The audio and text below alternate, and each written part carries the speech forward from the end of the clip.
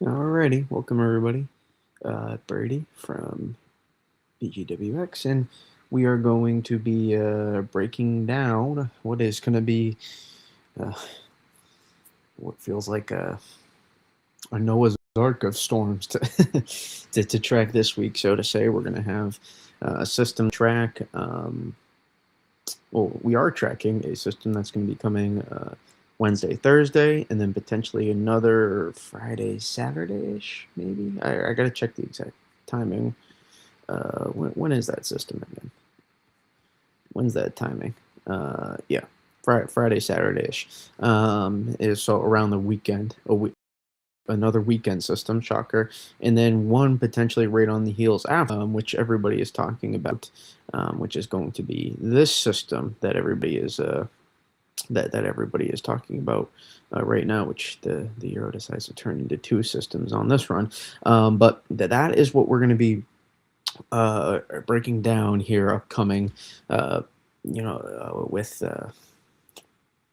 sorry, my I struggle ever since the illness struggled to collect my words as well as I did before. But there's going to be a lot to break down here with the system. So come on in, settle in, and we'll get going here in a second as people start to filter in.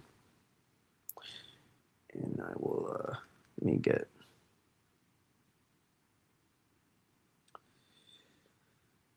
Let me get this link out to X as well.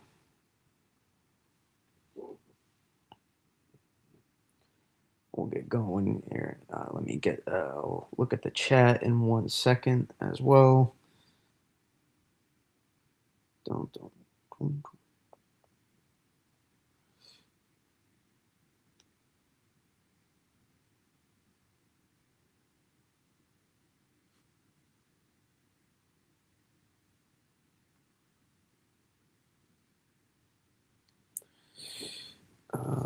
Okay.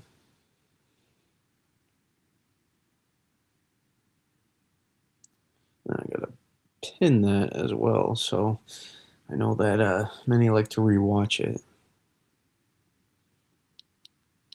Let's see here. Michael, welcome. Ethan, welcome. Tim, welcome. Uh, Glad to have you all in here right now.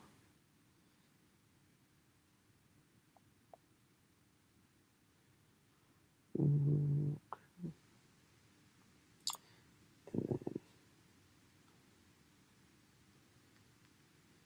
I'm still figuring out all of this stuff here, so again, we're getting going here in a second. Just waiting to filter in and making some. Oh, I want to edit in Advanced Studios. I still, ever since being monetized, which is feels cool to say. Look at me, all cool, huh? Monetized, huh? With my only 1,000 subscribers, but compared to those with the millions and millions on here. But I don't do it. We all know that it's not a massive subscriber scheme for me. It's more about just breaking down the content, and then hopefully more and more can find it as we move on here and continue to break down more storms. And luckily, when we get an active winter like this, it means more people can tune in, which I enjoy. So that's basically it. There's no special scheme, so to say, to what I do. It's just trying to break down what I can, and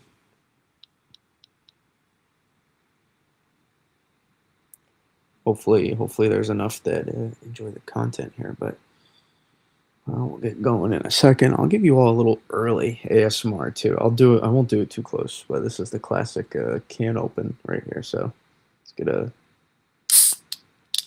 There we go. That always sounds nice. I don't know why. It just does. Nothing more American than a can of soda opening up. Luckily, this is a healthy soda. So, um, Weathermaster, welcome. Again, not expecting, I know, the time of night. I'm not expecting a ton of people in, but we're going to be breaking down my thoughts here.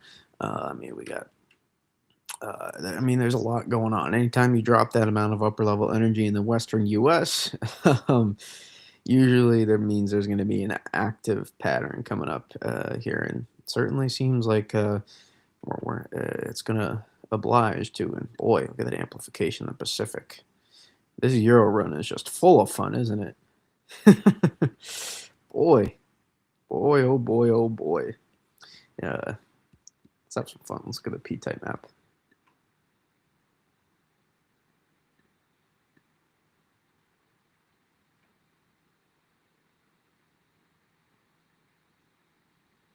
Yeah, there's your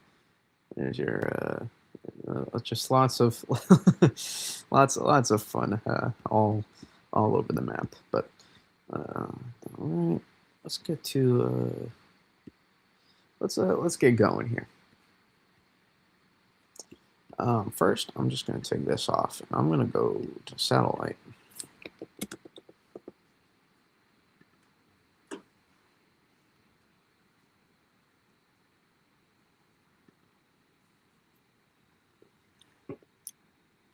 Because I think that's where the action is at. Now, I still don't think we'll know until tomorrow, um, because the system is going to be moving so quickly, and really, it's not as much as Wednesday morning when the system comes in too.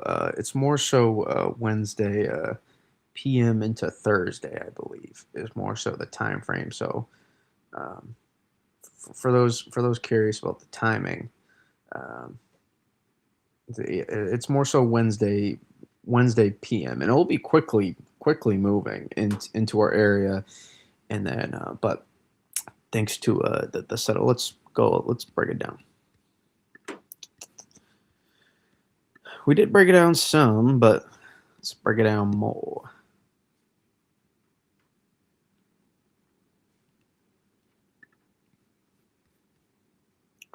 Again, if anybody that's getting into weather or likes the weather and is just an enthusiast and likes tracking the stuff, but isn't an in-depth weatherman or forecaster or meteorologist or whatever, uh, just look at satellite. Just even 1 to 2 times a day. You don't even gotta look at it for that. Just take a look at satellite, see what stands out. You can just look at it for like a minute, see what stands out, and sometimes you can help spark thoughts. Help. If you want to create your own thoughts, you're trying to become a better forecaster. Not everybody is, but if you are, especially for my youngins out there, just look at satellite. It can tell you a lot sometimes, and the more comfortable you get with forecasting off of it, the better you can read current observations, and the less you have to rely off models. So keep that in mind. It's just a little tidbit. Um, let me see if I can. I'm going to zoom in just a little more. There we go. All right.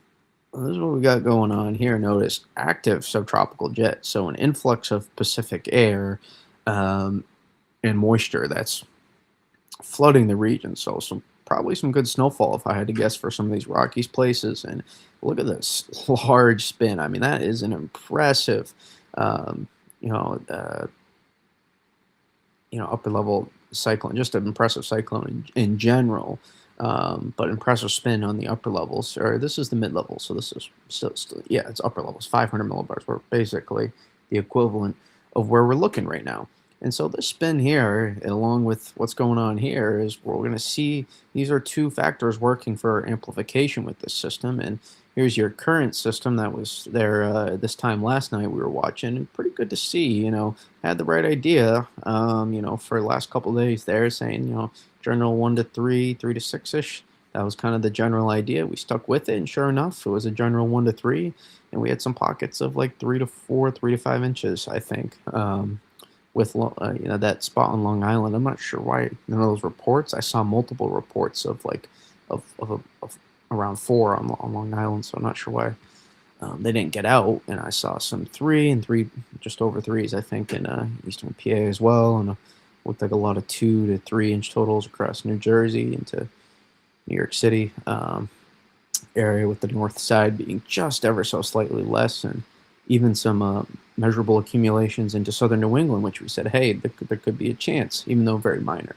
Um, so I was happy with how, uh, a very difficult system to forecast, but happy with how we messaged it. We weren't trying to act like Nostradamus, 5, 6 days out. That's not a shot towards anybody, by the way, but I'm just, for me personally, I didn't have a good feel based on how fickle the North Stream was, and we were kind of watching, say, hey, probably a decent chance for some stream interaction to come through, and sure enough, we did. I'm fortunate for the RGM to be so far out, so close to the events with such stream separation. That was not the case, but hey, when you had those pieces so close to each other, suggested that hey, it was a good shot. You were going to get something to come together, and we did. And funny thing is, or I don't know about funny, but we were this close away probably from this being an all-out, probably 4 to 8 inch snowstorm across this area right here. So I'm not sure how many how many want to hear that, but we were probably very, very, very close to getting that to happen. Very close. Some of that best moisture you saw amplifying happen just barely offshore. So we were probably about one frame away on a model run from that being like a widespread 3 to 6, 4 to 8 inch event. So not to not to, but we were also, you could say, we were pretty close to not doing what we did last night and being more just a coating to one. So take what you get, right? But here's your subtropical flow, and here's your strong spin. And what I'm going to be noticing, what I'm looking for here now is right here. That's kind of your tail into this system here. That's kind of your focus, and I would say, right into here. That's your focus for precipitation, likely, for the bulk of it. And then within that, you could just maybe. I wonder if there's anything falling out of the sky right now. There is something on the radar. I don't know if it's making it to the ground. No, I don't think so. Um, Maybe there's a little something, but hey, I'll take some. There is some snow going on upstate New York. Ever so slight lake enhancement into Vermont as well. I see an MPing report of snow up there, up in Vermont as well. Some of the terrain, and this is probably the focus. If I had to guess, let's see if we can zoom in even a little bit more here.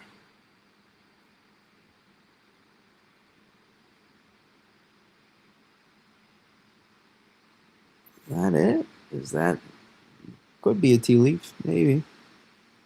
But in my opinion, I think tomorrow it becomes a little bit clearer because look at the amplification we're still seeing. So this rising motion that more figuratively, so well, figuratively and literally, that you're seeing of all this precipitation.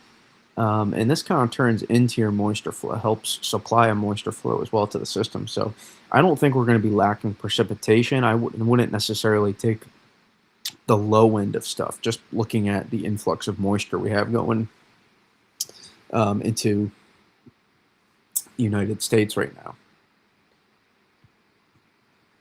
But remember, it's not just a simple, hey, there's a lot of precip here. It's going to magically just be something massive here. I'm not sure about that, but this does look like it has, this is more than just a, what some would categorize as a clipper, so to say. This looks like a decent plowable snow to minor snowstorm here. This is what it looks like to me,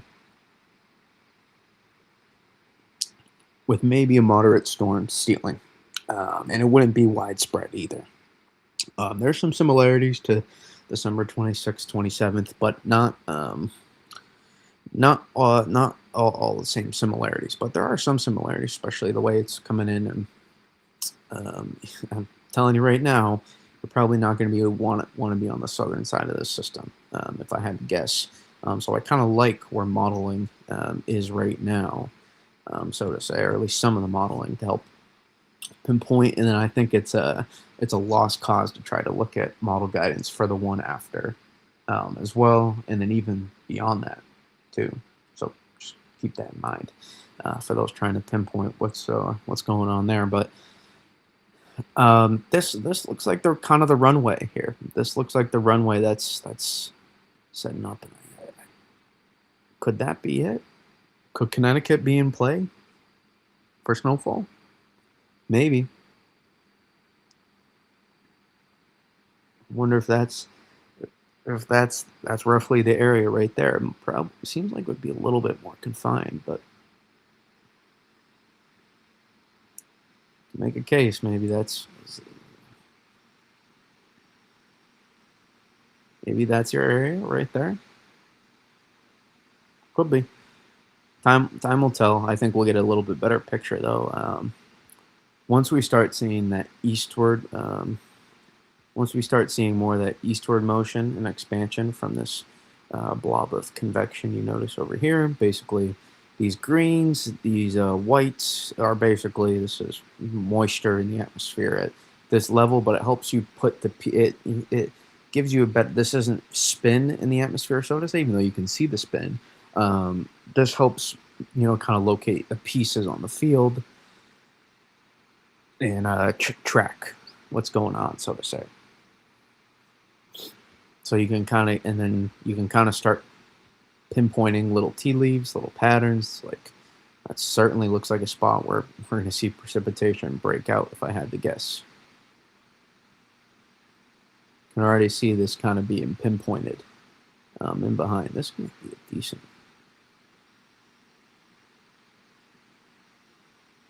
It may not be a bad bet, which could give some hope for some people in Connecticut with the system. I know already not so optimistic. Some people are in Connecticut, but we'll see. We'll see as we get closer. This all just speculation. That's not some 100%. It's just my style. I can pinpoint patterns. My mind sees patterns really well, literally, and hopefully figuratively as well. We do a decent job. We've done decent this winter, at least, but it's tricky. And so yeah, so that's kind of what I see going on right now in terms of what to look for in terms of track. And then again, totals. I still think it's to me it looks like a plowable. I mean, look at the influx of moisture we have on tap here, and this is going to be a warm air advection event. Meaning you'll have a warm front set up here, and then right on the other side, so to say, right. Say our warm front sets up like right around here, and then right on the other.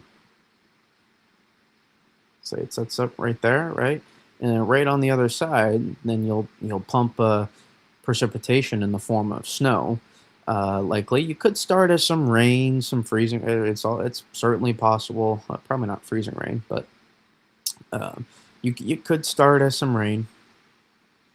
That's certainly possible, as it may take just a little bit of time for the best cold air to be timed up with the snow. So don't be alarmed by that. If some do in Massachusetts, but certainly seems like Massachusetts, maybe northern Connecticut as well. We'll see central Connecticut, northern Connecticut are both spots that could be pretty close. Not as optimistic about.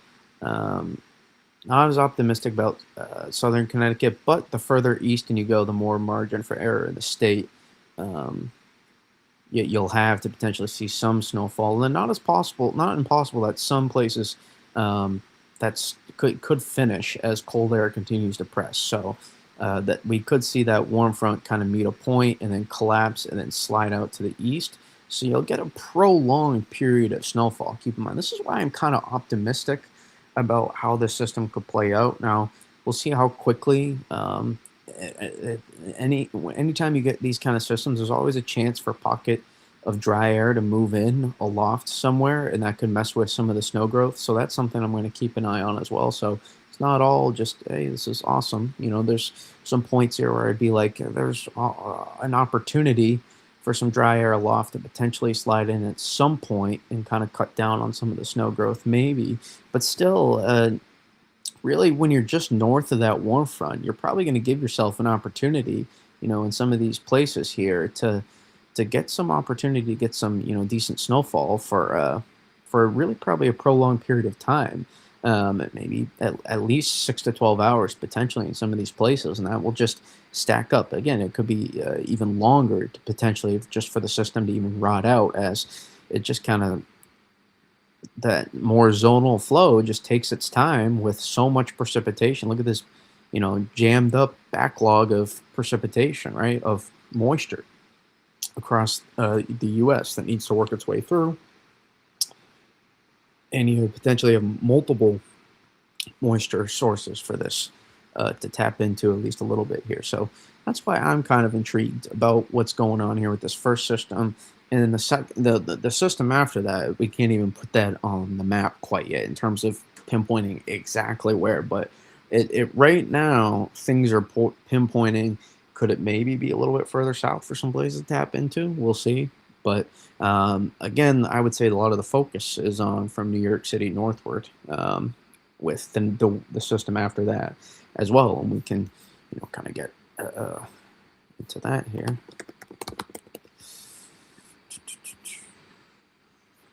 Talk about what we got going on so you can visibly more put it on. So we're going to go to the same level in the atmosphere we're looking at, but now we're going to go to the strength of the spin. And if you're basically, all that means is the energy profile is the simplest way to put it.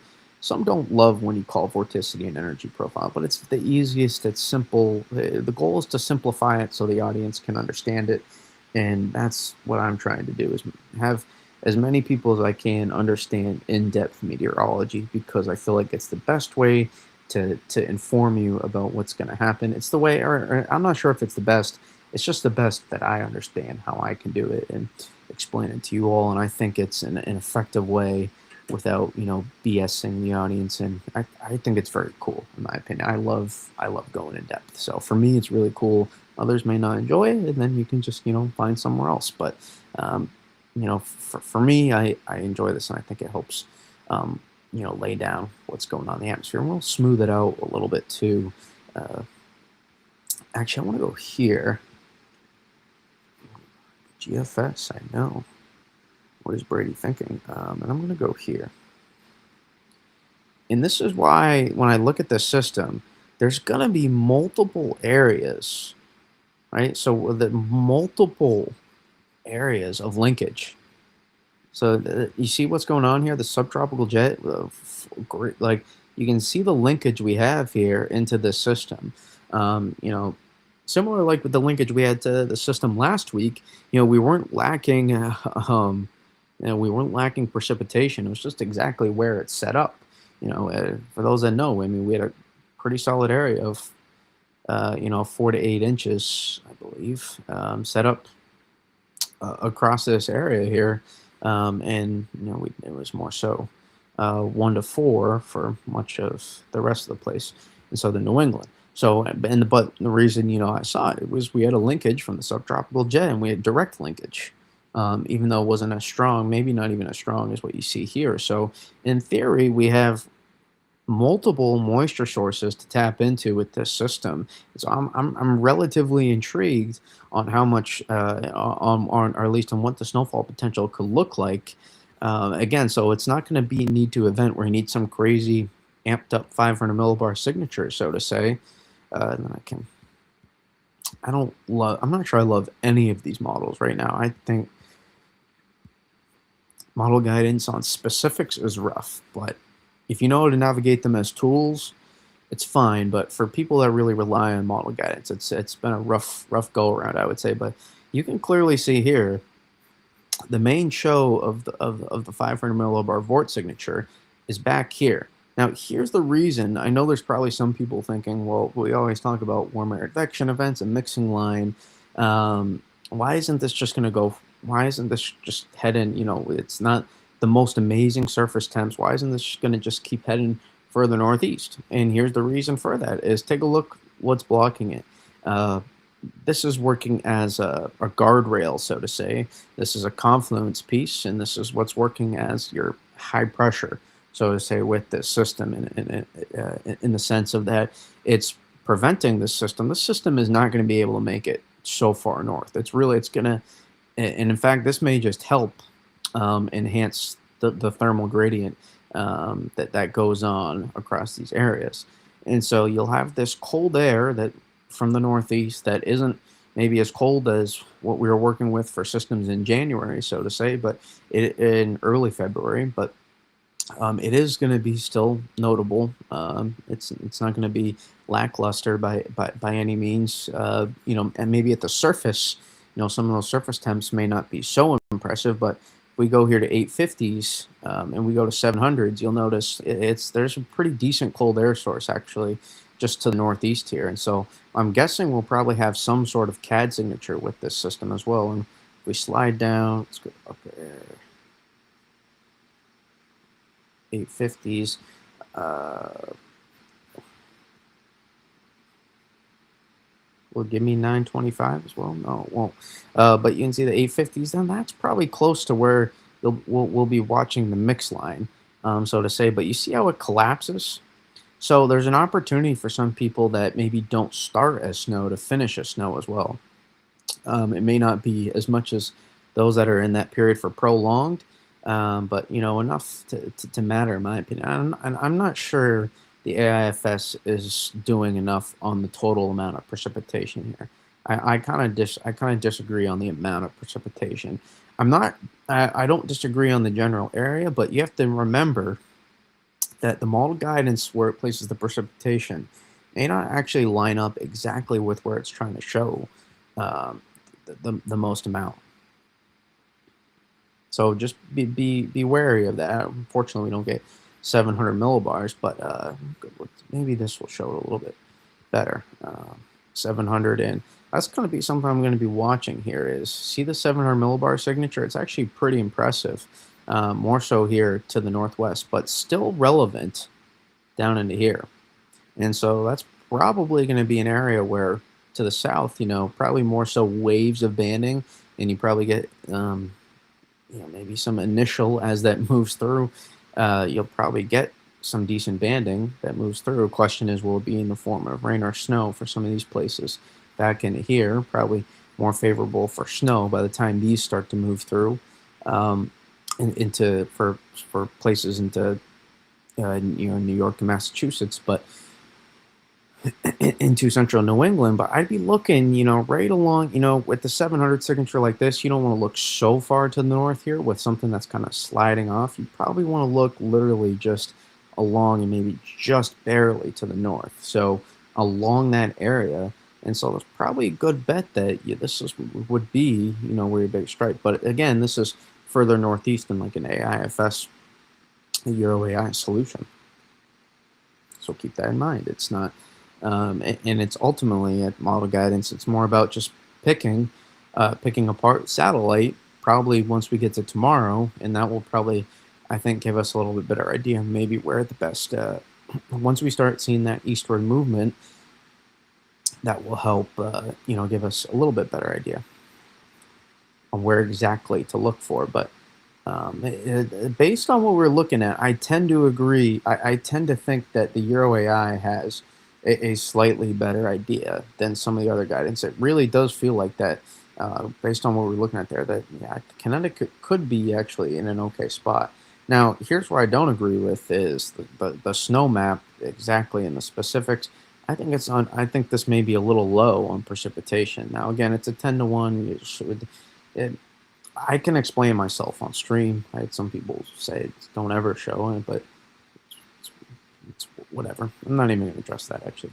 But my point is that I think it's a little low across pretty much this whole entire area here with this. I think there's going to be a little bit more than that.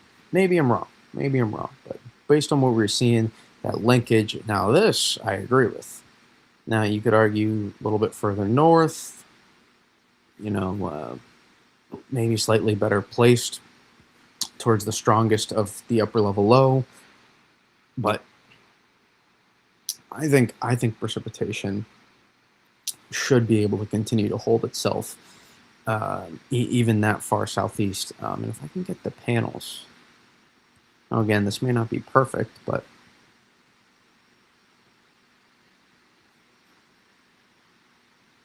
notice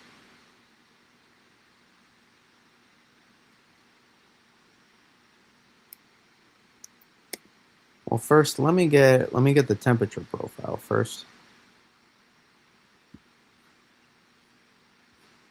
because that matters before looking at this. All right, so yeah.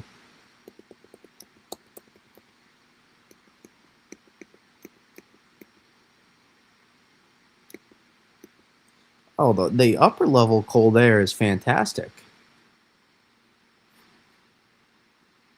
Oh yeah, this is fantastic.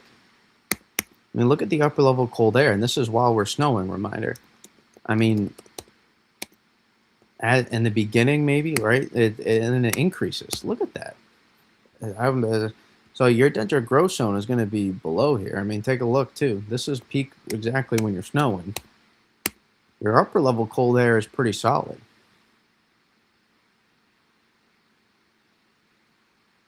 And then we noticed, we said, right, 700s are pretty solid as well. Take a look at your 700s aren't so impressive.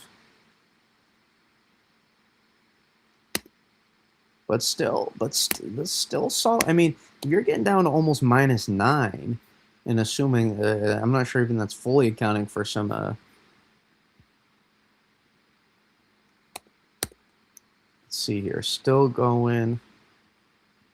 Upper air temperature, 700. Again, it's the GFS, but all right. So you're -6 to -9, maybe -5 to -9, and then 850s, right? So that's where your warm tongue is. That's your so your 850s to 925 is your warm tongue. 850 is the warm tongue. It looks like. And here's another thing you have to remember. On some of these places, like take a look here, if you get some pretty solid precipitation to break out 0 to 1 degrees Celsius all along this area. Back into here, not as much, right? 3, 4 degrees Celsius. That's too many degrees above where. But if you're around 0 to 1, I mean, dynamic cooling oftentimes can play a factor if you are to get heavier rates. So it could be something where, hey, if you're in some of those waves of heavier banding, maybe you do switch back to snow, and then especially towards the end of event, as it could just continues to collapse, the colder temperatures you see could finish with some snow as well. So again, snow is snow, so you get a chance to. And here's another thing too: the timing of the event, pretty very well timed up in my opinion for many, happening overnight Wednesday night or Wednesday PM into overnight into Thursday morning seems to be the time frame to watch here with the system. Again, don't look at the specifics of the P-type map, which I should just switch it here even so you don't get too focused on that. GFS, though, I do agree more with the amount of precipitation. I do agree more with the amount of precipitation. I tend to lean something more closer to here. Let's see what the Euro has for precip. Euro is like a in-between of the Euro AI, but this looks like more than what it's been showing. And it is, just a little bit. And the Euro's been steadily shifting further south, too. It's been adjusting. Euro was way too far north with this. It was not a good performance. It's really, model guidance with this system has been rough, too. So it's not beautiful to use. I agree more with these for totals and stuff. I'm inclined to be more in this. So again, it's something with the Euro AI too. It's not always going to get totals right. Not always going to get the specifics of the precipitation with the grid size, etc. It's going to struggle a little bit. Vectress, how's it going, my man? At what point do I get sick of this snow? Not really ever. Because I know I could die tomorrow and this would be the last time I see snow. I don't want to make it dark or something, but keep it light spirited. I know how awesome snow is.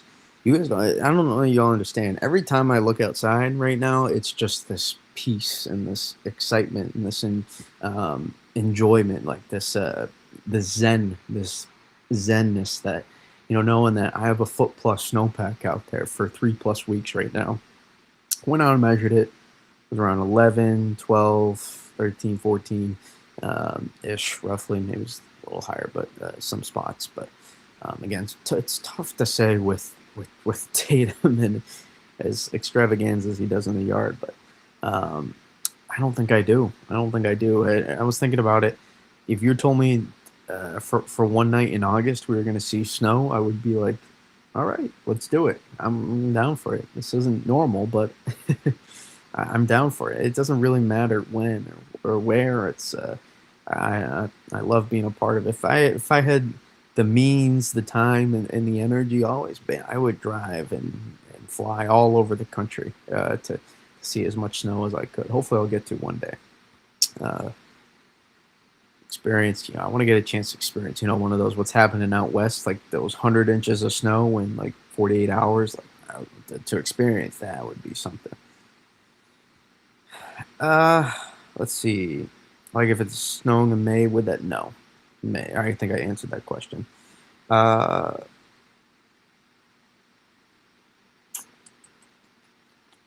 that you my like 6 to 8 in Ludlow, which makes sense. Uh, but my house gets beat. Yeah, I think Ludlow should be able to tag. Will be able to tag on more with this system. I think.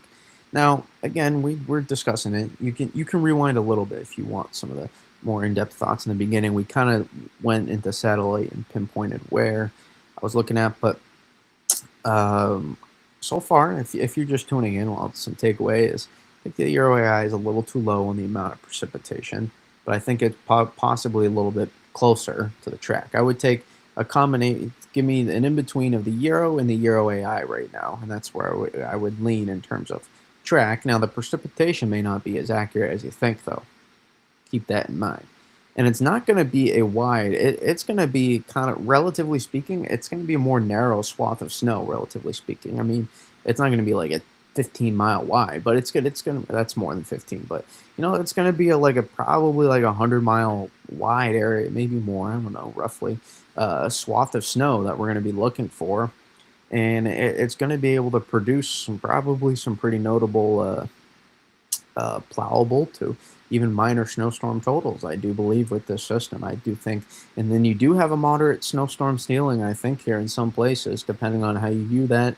Maybe what is that? Maybe you'd say 7 or 8+ inches of snow, maybe, six, that maybe being more in that 6 to 9 versus that, 4 to 8, 4 to 7 range is what I would call a minor snowstorm versus I don't know.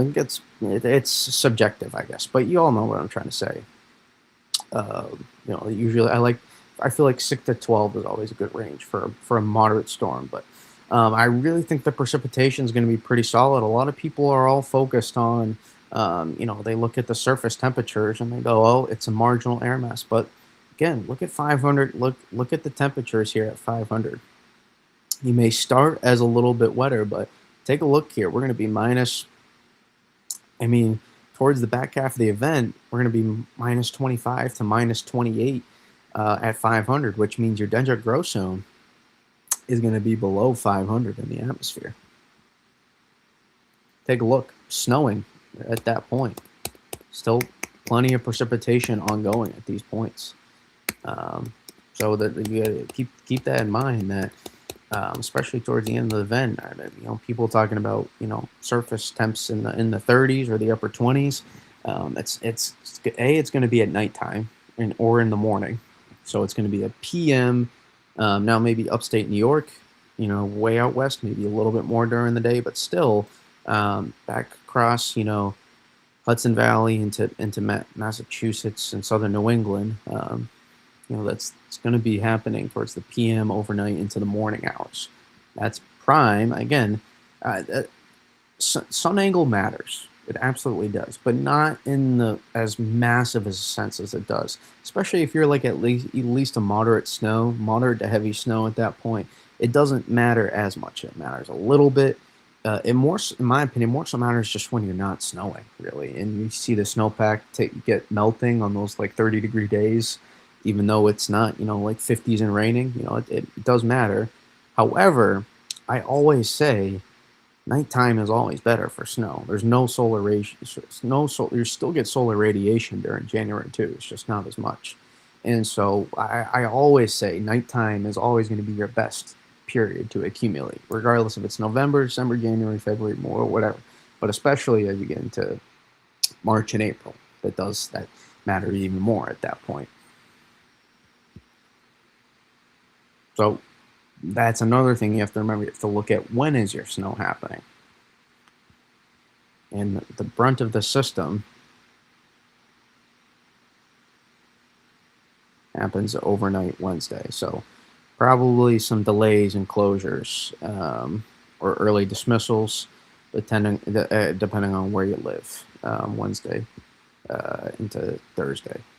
Um, Again, it seems like more so a rain and snow kind of thing versus just because from a temperature profile. Now, if surface cold does hold on a little bit better, which is certainly possible, then maybe some of these places out here could have some icing concerns, but not the biggest. Not the biggest thing. Sun angle in late December. Only down south. Would you be talking about that? Closer to the equator uh, is when I would be talking about uh, sun angle.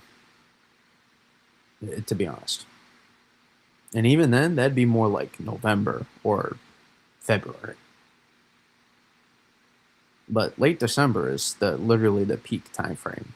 Late uh, the December and January are the best sun angle months, and even like late November too in the Northeast. Can Northwest Jersey get some snow out of the system?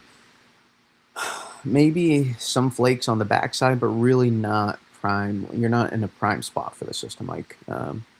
But you could get some flakes. You could get some freezing drizzle or flakes on the backside.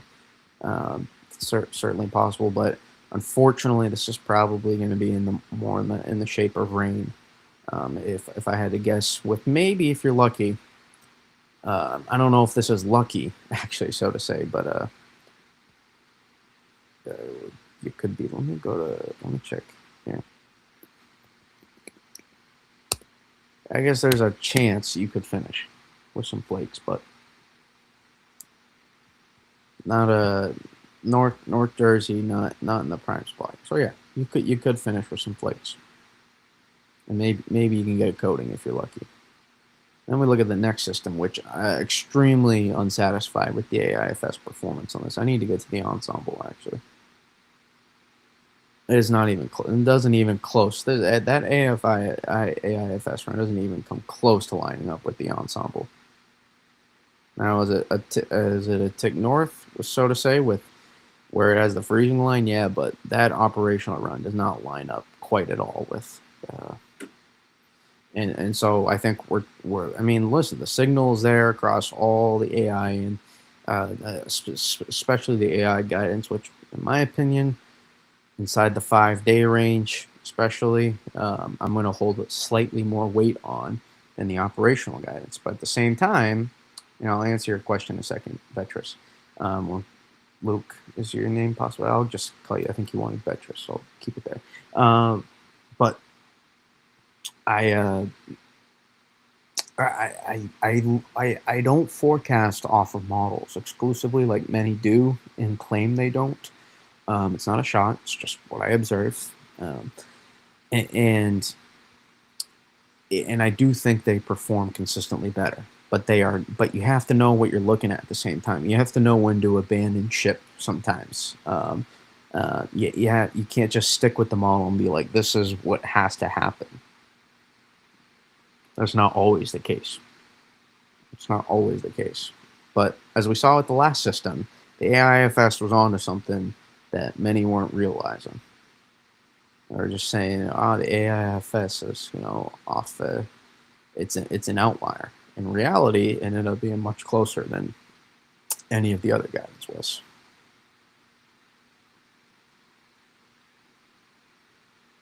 But the takeaway point is probably going to be more snow to track here, and then we'll get to this in a second.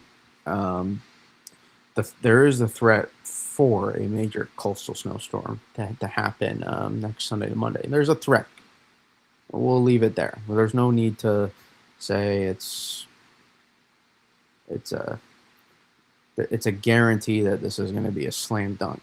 However, when you can see, look at the difference there. 18Z, just it's figuring life out. It's a weird looking spread, to be honest. But that doesn't matter too much because we've got multiple systems to track ahead of that. So I know there's going to be lots of focus because that's the eye candy. I mean, I'm not I'm not denying that. Hey, that's probably the biggest ticket item on the menu right now. However, I do think this system, just because especially the upper level energy profile, this looks like a transfer system that we're going to have right here, and this is going to be in closer proximity versus the initial one. Uh, you see how the upper level energy profile kind of meets its max a little bit further out west here, and so that's not as usually in better relation to us. However, we're still going to get enough overrunning precip to probably get a decent snow event to snowstorm here. So keep that in mind. But uh, this looks like a little bit more classic of a amplified solution meets its match from the confluence. I'm sorry, you're not going to be pulling this thing all the way so far north with a confluence piece sitting right there. That large of a confluence and well modeled. And you can see the agreement there. Just you're not going to be able to drive this so far north. So we'll see specifically where this sets up. In theory, just because of being farther away, we'll see specifically. But in theory, it's probably something like this is most favored into the north. We'll see where exactly. This could be another interior setup. Absolutely, the interior has more margin for error with this setup here because you can move further north or south and probably still get more snow with this. And this timing, I would say, is about Friday, Saturday, roughly, is the time for the system. However, it could be a semi long duration event, just because you're going to have that initial overrunning precip, another warm air advection event, but then you get a transfer to occur, and so that allows that new coastal low to form, and will continue to focus precipitation over the northeast. We can pinpoint that. Maybe some version of inverted trough. Maybe you see that transfer take place. Watch here. Watch the coastal low. That's going to pop here, and so that's also going to prevent temperatures. When that transfer takes place, what it also does, yeah, there you go. You see the pop of the low pressure, and you know what I see almost oftentimes is models always hold on to the primary oftentimes, and more so the temperature profile rise almost way too often almost, not always, but more times than not. I'll say it's greater than, it's like probably at least 60-40 if I had to guess. They're just going off of, that's not a stat, that's just going off of feel, off pass here, so you take it with you. That's not a concrete answer, so to say. So don't say. But you see, you get that transfer to get going, and then you see how it slides. Then it's not going to be able to just keep pushing northward. The transfer happens, and then boom, the coastal low slides and pops out. So now we may have a prolonged period of snowfall potential across these areas, and this could be starting to get to coastal places as well. And notice that's not going to be the final frame. And look at that. So there's still, now this is an ensemble. So this is an ensemble mean, meaning it's all these 50 plus members. It's taking a mean of all those. But, you can clearly see that there's some potential for this to kind of just last. And that's, let's see, when is this? 18Z Friday to 0Z Sunday. I mean, that's a pretty long duration event. I don't care how heavy you're snowing. It's enough time to do some to do some fun stuff maybe. And then that's the next one that we watch. So it's a busy stretch here. If you include earlier this morning, could be 4 systems in 8 days. That's an active stretch, guys. That's a very active stretch. This is about as active as a stretch maybe all winter long we've had here. And I know it's not coastal places, so to say, but you can't get a coastal. It's very rare for you to get 4 coastal systems in about 8 days. But we just did get a coastal system. Actually, it was just not a high-powered one. So they're saying these ones will have probably a little bit more juice in terms of snowfall totals. All right, let's read.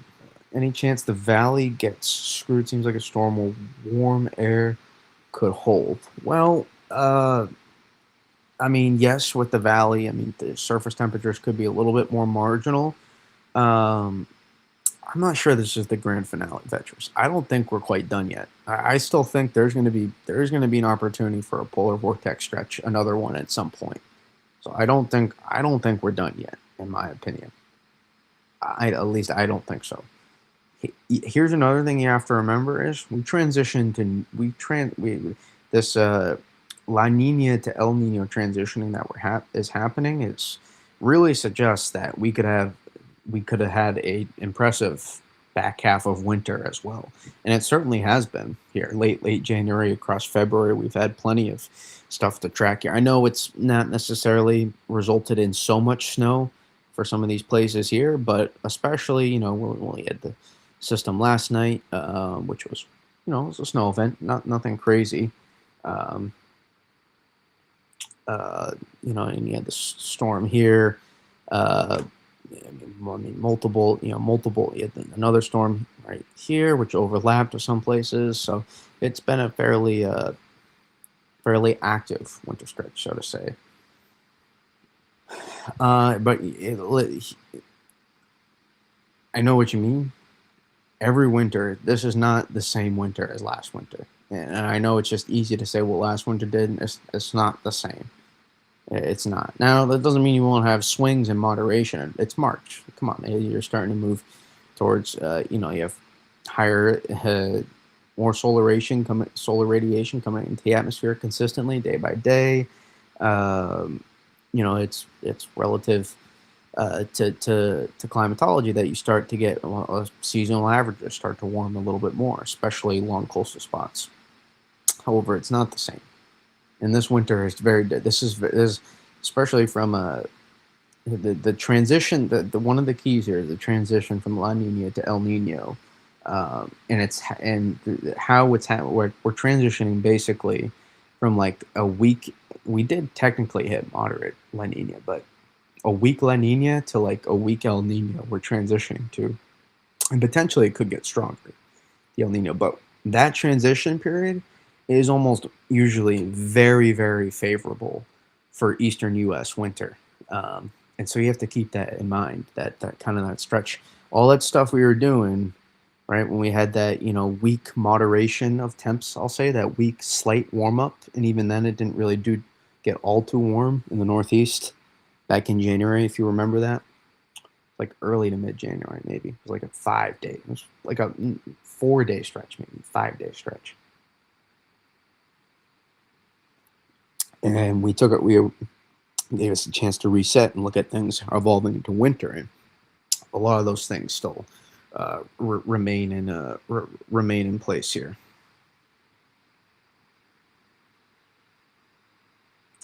Cleaning, yeah. Us in Boston have had a really good winter. Yeah, same here. I'm at 64 inches on the winter, 63.9 to be exact, and we'll probably eclipse at least the 70-inch mark by the end of this week, if I had to guess. I don't want to be too bold, but if I had to take a guess, I'd say we have a decent shot to at least approach or hit the 70-inch mark, and then we'll see what happens after with Sunday, Monday, Tuesday, whatever is to present itself there.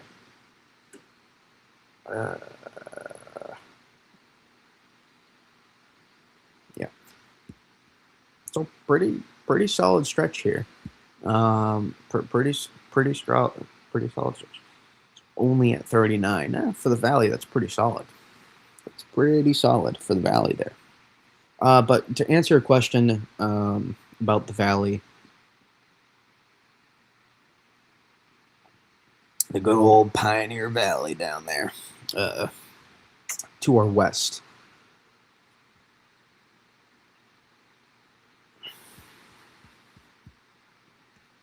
To my west. Sorry, not everybody's west. But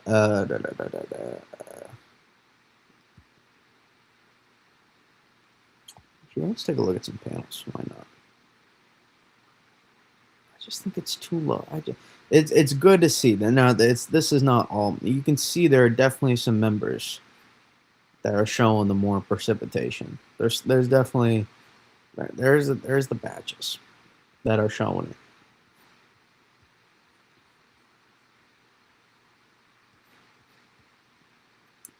I just think you have such potent moisture sources that I think it holds on to.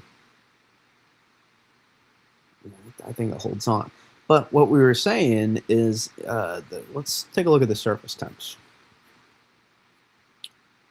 And this is going to be one of the further north models here. This is the Euro, which is a little bit, maybe even just barely too far north, maybe, or maybe it's just right. Maybe the precipitation map is right by accident.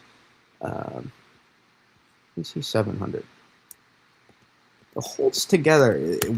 Look how well 700. You're not going to tell me there's not going to be decent totals with 700. In these areas here to the northeast that are like worried about not getting anything, you'd get enough. The warm air advection push with the lack of impressive surface cold air, you're going to get enough push. Some areas that are like concerned here on the northern fringe, I wouldn't be. I wouldn't be. Like right in here, I'd be looking just along that 700 millibar just to the north. I think you would do fantastic. You could maybe even go slightly farther north. I mean, fantastic relative to the event. I like snow. It doesn't matter what form. But now let me slide to the surface temps. And I think I think the stronger area of lift lines up with the fact you're just going to have more precipitation to work with. Yes. If you fun fact, if you hold your tongue and say Athel, you will create a fun new purpose of the word. Yes, up there and to the north always does. And to the west. Well, that's the point of the valley, right? To the west and the east of the valley, you're going to have higher elevations. And you're just a subsidence area, just due to topography, right? You want to be in a rising motion spot always for lift. And a valley is a spot for air parcels to descend. And higher elevation is a spot for those air parcels to rise. Simple as that.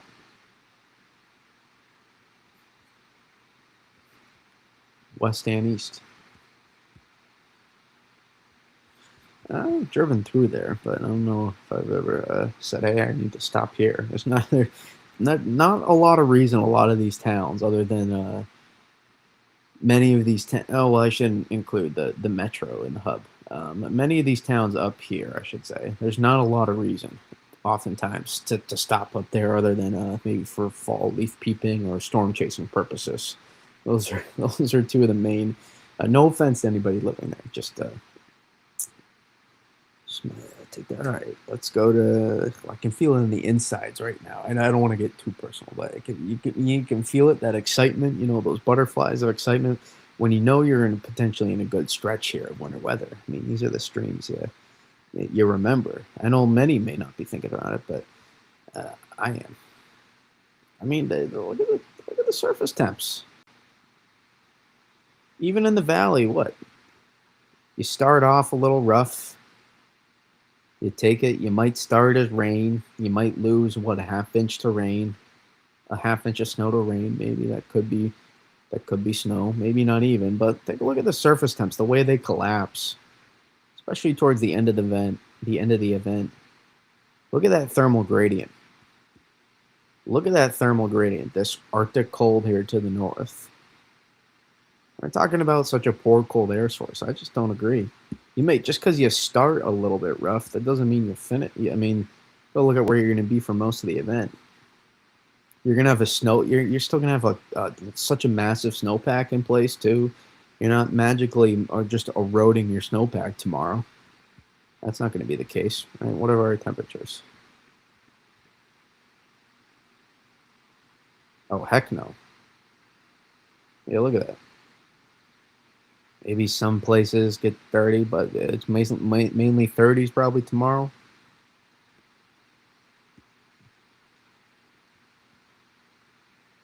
I'm not sure I trust any of these model guidance, but 30s. Maybe the valley gets a little warmer. Sorry. Uh, but again, it's not going to be so much warmer than what any of these past several days. So you're not going to magically erode your snowpack. And again, you have to remember the snowpack, as the bottom of that snowpack is the hardest to erode. The top of the snowpack is a little bit easier. But think about how long it's been there, how many cold nights there's been, how put together. Some people have a little bit of sleep put onto that. Like that that like second half of the snowpack is very hard to erode. Like I've noticed it the past few days. Like we've gotten like over 32 these past several days here with high temperatures. We get into the mid 30s, and within the mid February sun angle, um, it's been like staying. It has not been eroding. I've noticed the past few days here, like very much at all. And so that to just keep that in mind that it's very hard to fully remove that, especially the bottom of the snowpack. Keep that in mind. But let me get to back to here. But the temperatures throughout the event, yeah, look actually decent. I mean, let's pull let's let's play the sounding fun. I hate the weather bell soundings. I think they're atrocious. But uh, is this when is this?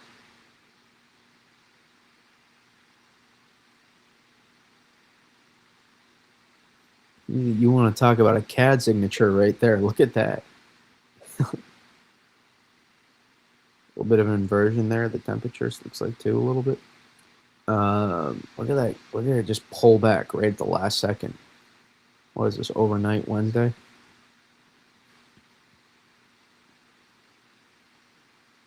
Where is this taken? Oh, this is Newark. So this is not where I was. I was like, that's a little warm than I was thinking. I was no crap, Brady. No crap. These are not the soundings you're looking for. Shout out Alec Guinness.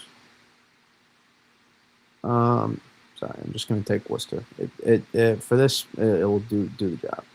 Okay, that looks more like it.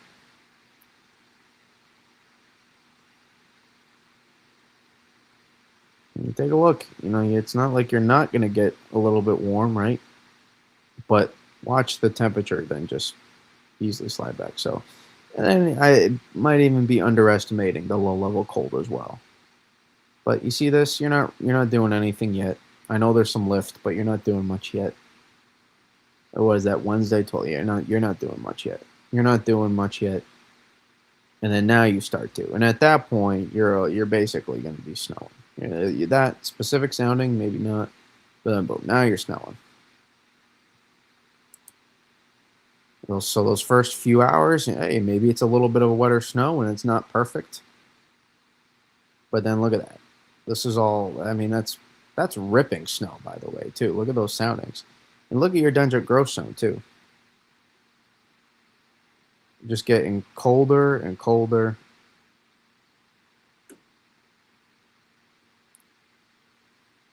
But hey, if you do have a dry slot now, if you do have a dry slot, now that would make. Now you'd still get some snow. You'd still be snowing, but that's something I'll be watching. Is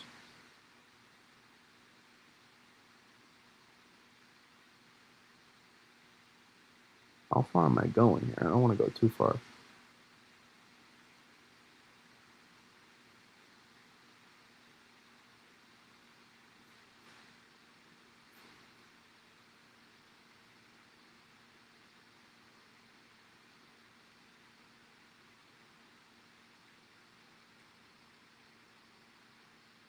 So I'll be watching. I'll be watching the dry air.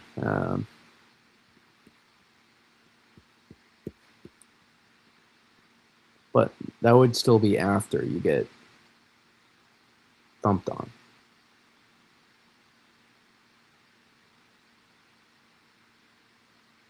But that would be a little bit of a pastier snow. But again, you still have your 500 millibar signature. See that? So it's not like you're all the way up here. I mean, um, with the top of your dendritic growth zone, and the core of your dendritic growth zone actually has some depth to it as well. You see that? Below 600 millibars, the depth of the dendritic growth zone. So you do have some upper level cold. Then you have this warm tongue sitting right around 8 to 850. It's gonna be cloudy tomorrow too. I mean, I don't usually check the cloud cover, so I couldn't. I'm not gonna act like an expert, but I'm guessing there'll be some clouds in the sky tomorrow.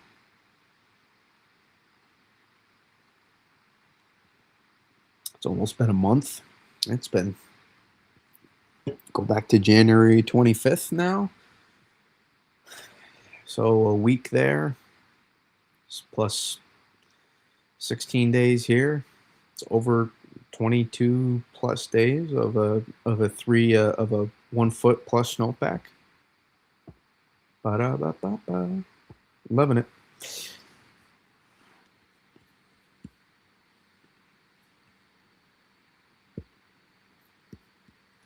And this is, this is probably not 100% accurate with the low level cold air. With such an impressive still cold air source to the north and the snowpack, I'd be hard pressed to imagine that surface temps won't run a little bit, and not just surface temps, but temps in the lower level of the column won't run a little bit colder than what you see here.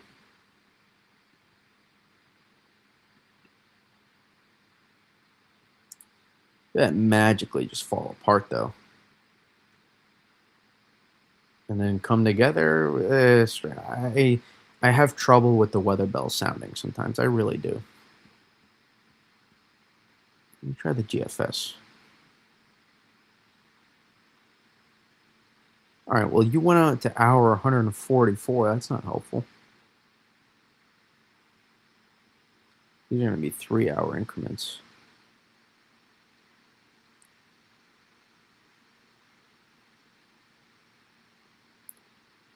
And boom, yep, by that point, there's snow, and it falls apart very quickly. Suspiciously quickly. Now comes back again. Well, the GFS timing is a little bit different as well.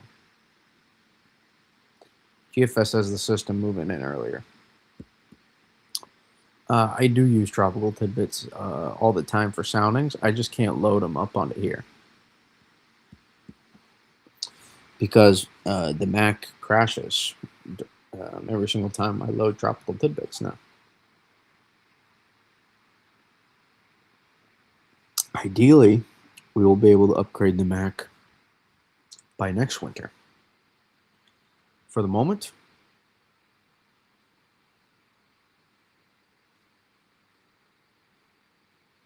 we're on a tight budget. We're not. This is not a high budget company operation here. Let's just get a streaming platform to get out the message. I even pay guys for a higher quality. I pay a little bit extra just to get the 1080p for you all. I value the quality.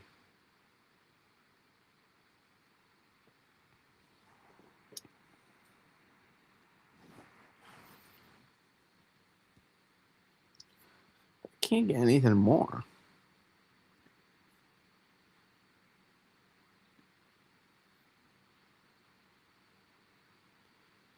Now, the Canadian is much different. You see how it holds on to the...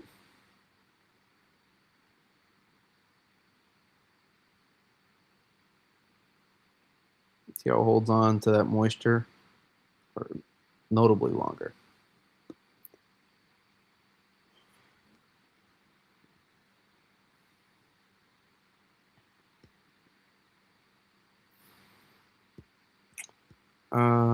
Which online meteorologist or weather personality do I watch the most?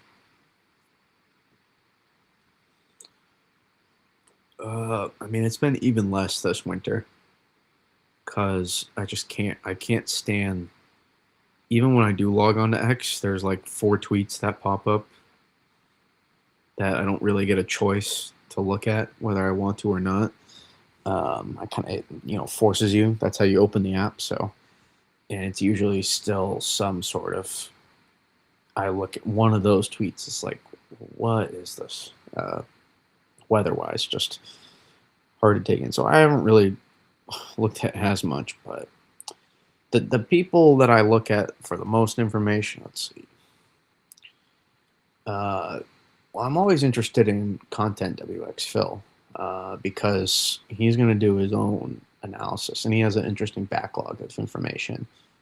Um, some of the messaging on how some stuff gets phrased, I don't always uh, fully agree with, but I think he's, you know, if you know how to read between the lines, it's pretty, pretty.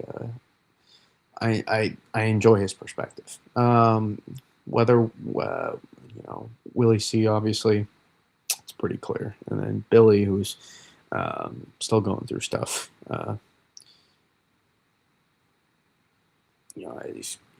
Everything happens for a reason, so I'm sure he'll be back eventually. I thought he was going to come back. I really did thought he was going to come back this winter, but uh, I'm not his personal friend or anything like that. So I'm just an internet friend for him. That's it. But I still go back and rewatch a lot of his stuff before even I was streaming because I like being able to go back to the meteorology of past setups and get that get that information. So those are a few I would say.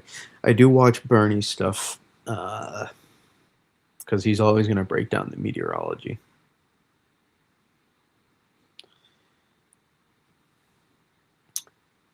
Am I a fan? I'm definitely not a fan. No, and I'm saying that literally in the sense the way you said that, and I mean that in the sense of I'm not really a fan of many people, um, and I don't mean it in the figurative sense. I mean it like in the literal sense, almost. Like I know you're not asking it like, am I a fan of a team, but his heart is in the right place always. But it, there's too many annoying stuff that has happened.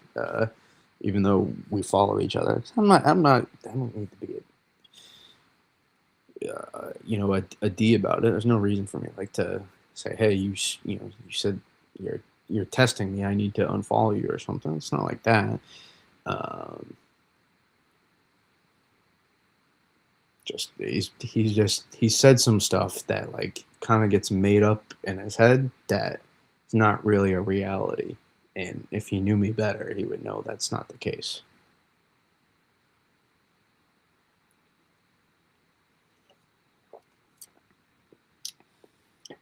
So just some annoying interactions at times, but I don't see many of his stuff, Vetris, to be clear. I don't see much of his stuff. I don't see many of other people's stuff either. I have a specific list now that I created. It's a mystery. No, it's not a mystery, but how I get my weather information from others. So it's not anything special, but just tired of looking on social media and the annoying stuff.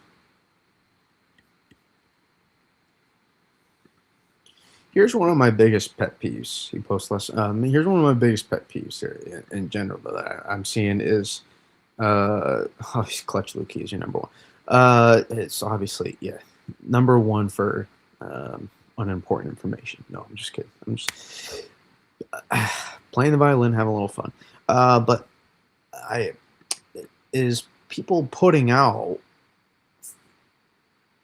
forecasting maps and then not having any accountability after. Like the reason you're not going to see a forecast grade for me for this system is I don't earn one. You don't put out a snowfall map, you don't deserve a snowfall grade, even if it's not bad. Uh, I try to stay consistent with that. I'm sure there's been times where I have and haven't, but Michael Scott, boom, roasted. But I think that's an important factor. And I see how many times have you seen it? It's not often you see a TV meteorologist when they get on, they start their segment. This is not a shot. I'm just objectively saying it because I have family that constantly watches the weather news or it's on in the background after sports, whatever. Just you always find a way, if wherever you are, like you're watching something like the local news, the weather report finds a way to get on, whether it's whatever. Um, is you don't often see like here's how we did, with this forecast. You often see this is what happened with the storm, not this is how our forecast played out. And there seems to be also oftentimes like this illusion, like, hey, we did a decent, but there was 7 inches of snow in what you forecasted for it to be 2 to 4 inches or 1 to 3, and it's like if there was 7 inches of snow in that spot, like we got to say like, hey, this was not a decent forecast. Just like the way that I will, like I'll say like all like you gotta if certain stuff happens different than how you predicted, just address it, and it gains more trust from the people that are following you. That's one of the biggest things that annoys me. It's not just TV meteorologist or NWS, whatever. It's a lot of people too. It's a lot of weather enthusiasts. It's not fun to talk about how you didn't get stuff wrong. But if you just keep a consistent schedule of regardless of whether you do good or bad, and you address everything, uh, you can usually get and you try to honestly grade yourself as well. I try to honestly grade myself. Now I don't try to sabotage myself, but I do try to honestly grade myself and say like, hey, like you guys notice why I never give myself an A+ on any forecasts is because I need if I didn't get one part of the map right, then it's not a perfect grade. I try to be as a now that doesn't mean sometimes there's ever so slightly a bit of scaling, but I don't even try to do that too much either. There's not too much scaling that you'll ever see on a map with me.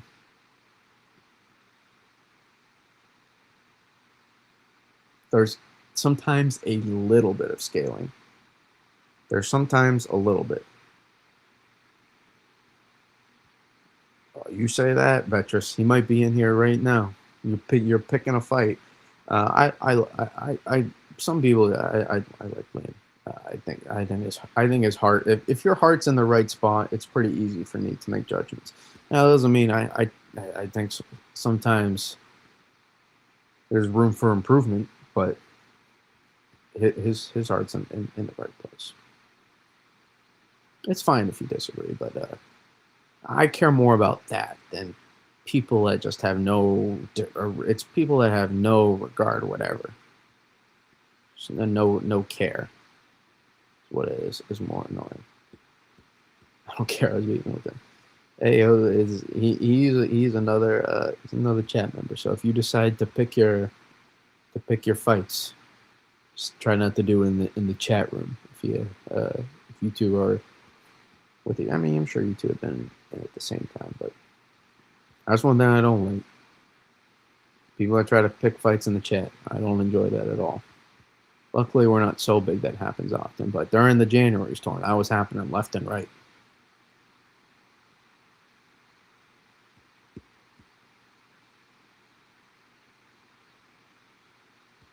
So, who doesn't want, obviously? I mean, I obviously want snow as well.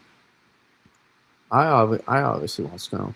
I appreciate it, Tetris. But everybody obviously wants snow. And then we're going to break down the coastal setup here in a second.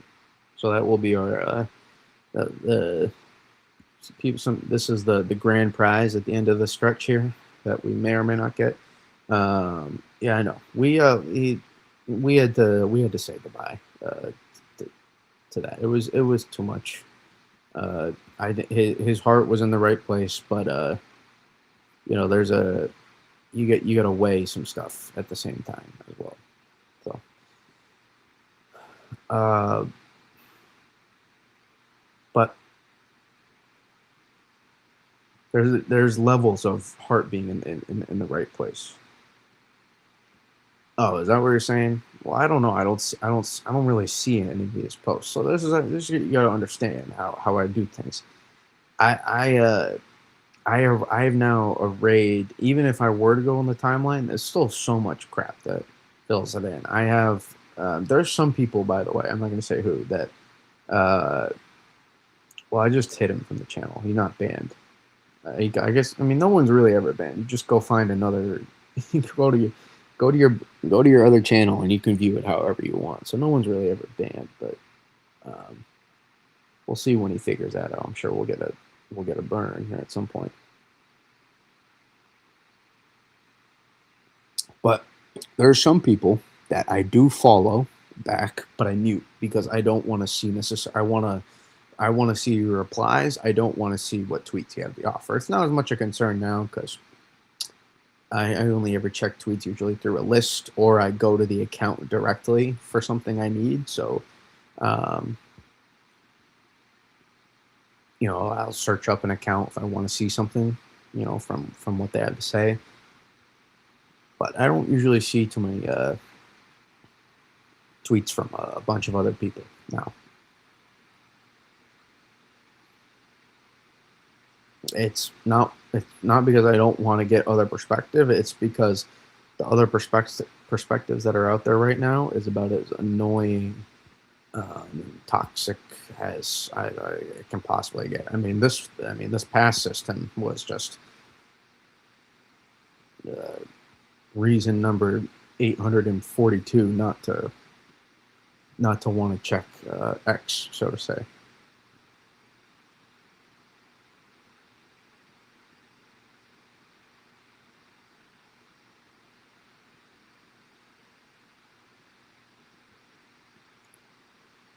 Did we get a polar vortex stretch there? Let's see. We'll see. But in the meantime, this is the next system we're watching here. You can see there's not too much specific agreement. There's no really agreement right now, so to say, other than the upper level energy profile being there, so to say. That's not bad actually. 24 hours out, or 24 hours apart, but uh, the general idea is, let's see, this keeps going back and forth. Boom. Juices it up there, and then different. There's all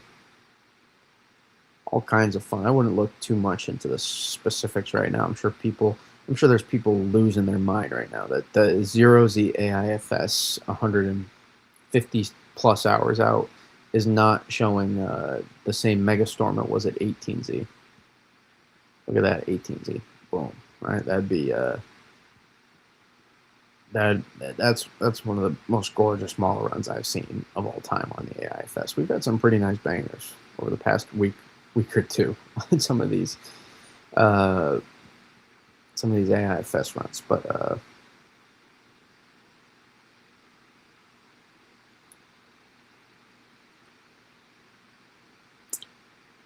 it's really hard to specifically pinpoint how exactly this is going to play out. But the general idea here is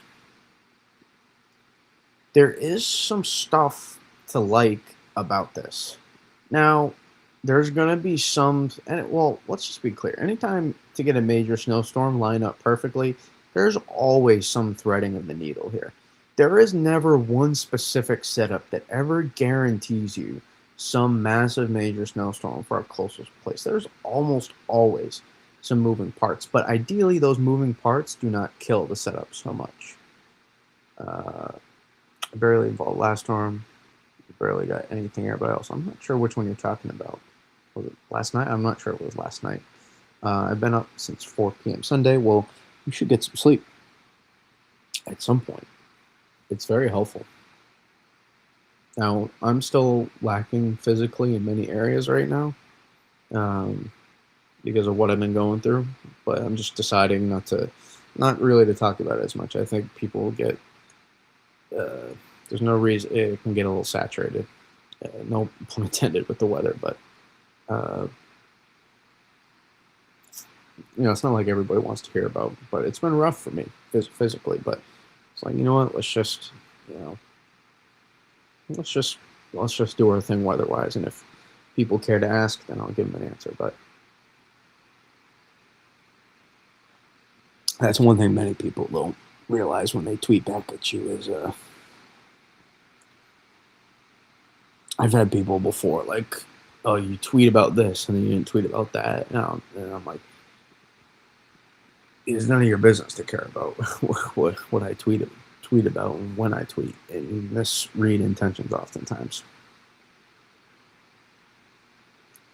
I was trying to sleep 5 p.m. today. Well, I believe I don't have a good amount of health knowledge, so I know people try to. It's ironic, but uh, you should. Yeah, I recommend L-theanine, magnesium. Is it L-threonate or threonate? Magnesium threonate.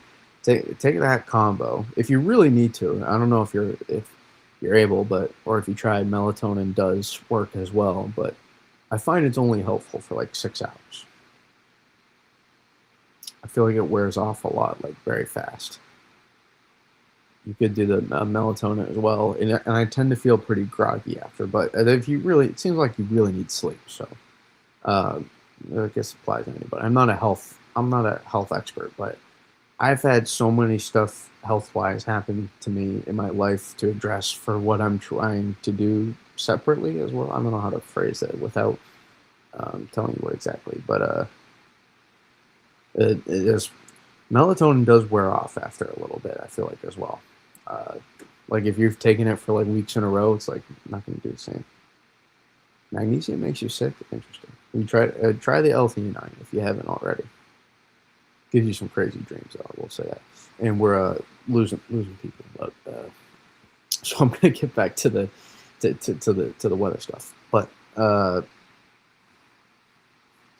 you in the Discord? You can always go into the Discord as well, and ask if anybody does care about any of my perspectives on that. But that's not why many of you are here.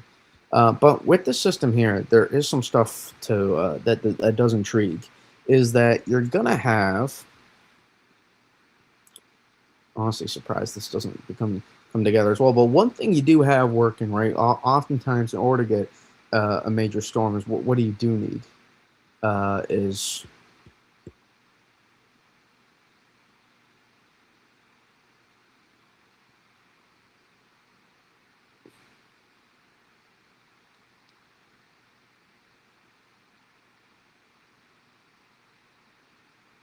there you go, if you need it.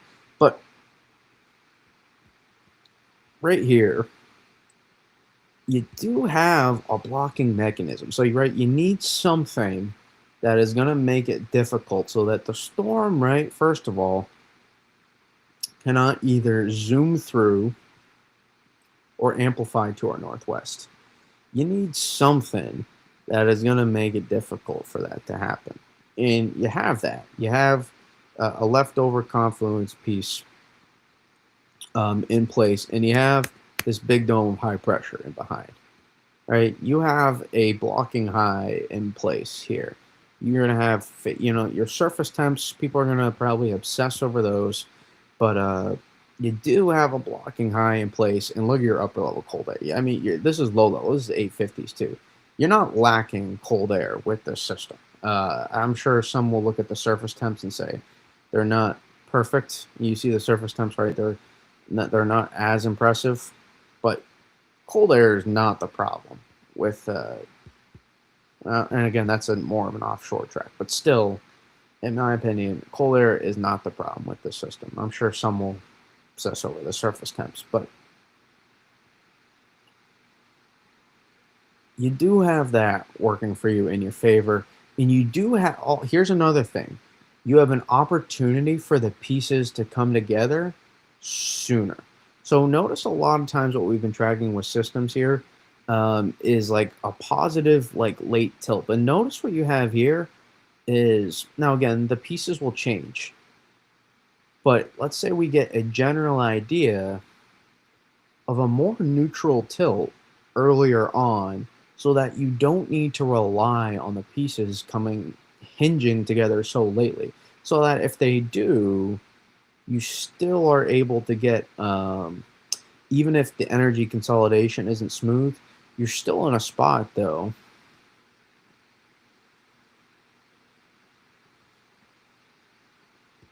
where your system doesn't have to completely change the axis of the trough at the last second. Now, sometimes you can that those can work out really, really well when you late explosive cyclogenesis and you have the other pieces in play. Uh, it can work out really, really well. But you have your high pressure to the north, you have your confluence to the northeast. So now you're locking in a storm track that can't have some massive latitude gain, and B, you have a high pressure to prevent uh, this ramping up inland too quickly, so to say. So you have some things here to like. Now the specifics can change, but these are just the general ideas. Well, we can start talking about the general ideas of the setup. Now that we're about 6-ish days out, we can start talking about some of those stuff, and we can go to the doesn't matter. We can go to the ensemble. It's just you can clear see the pieces, but the pieces will not be specifically like that. So you have this upper level energy. This is one of the benefits of dropping your upper level energy over the western U.S. is it gives more time for these to come together. You can see we have an active subtropical jet right now. That's another thing we're going to have working for us. And so moisture doesn't seem like it's going to be the problem. It seems like where does our energy consolidation come together? So at first glance, there actually is some stuff to like about this system. Now, there's too many moving parts that happen before that, so trying to pin down specifically where this happens, I'm not sure it's all that worth it. Yeah, one thing you could say that isn't the most favorable is, or not that it isn't, but one thing you could say that hey, this could potentially be uh, if some stuff were to change based on what you see on now, which we know that will be the case, is what exactly does the confluence look like? If this confluence is too strong back here, that could actually, limit the potential for places back into here to be able to get more snow out of the system, or to be able to get it in general, or maybe it'd be more limited to coastal spots, and it wouldn't be as much, a little bit further north and west.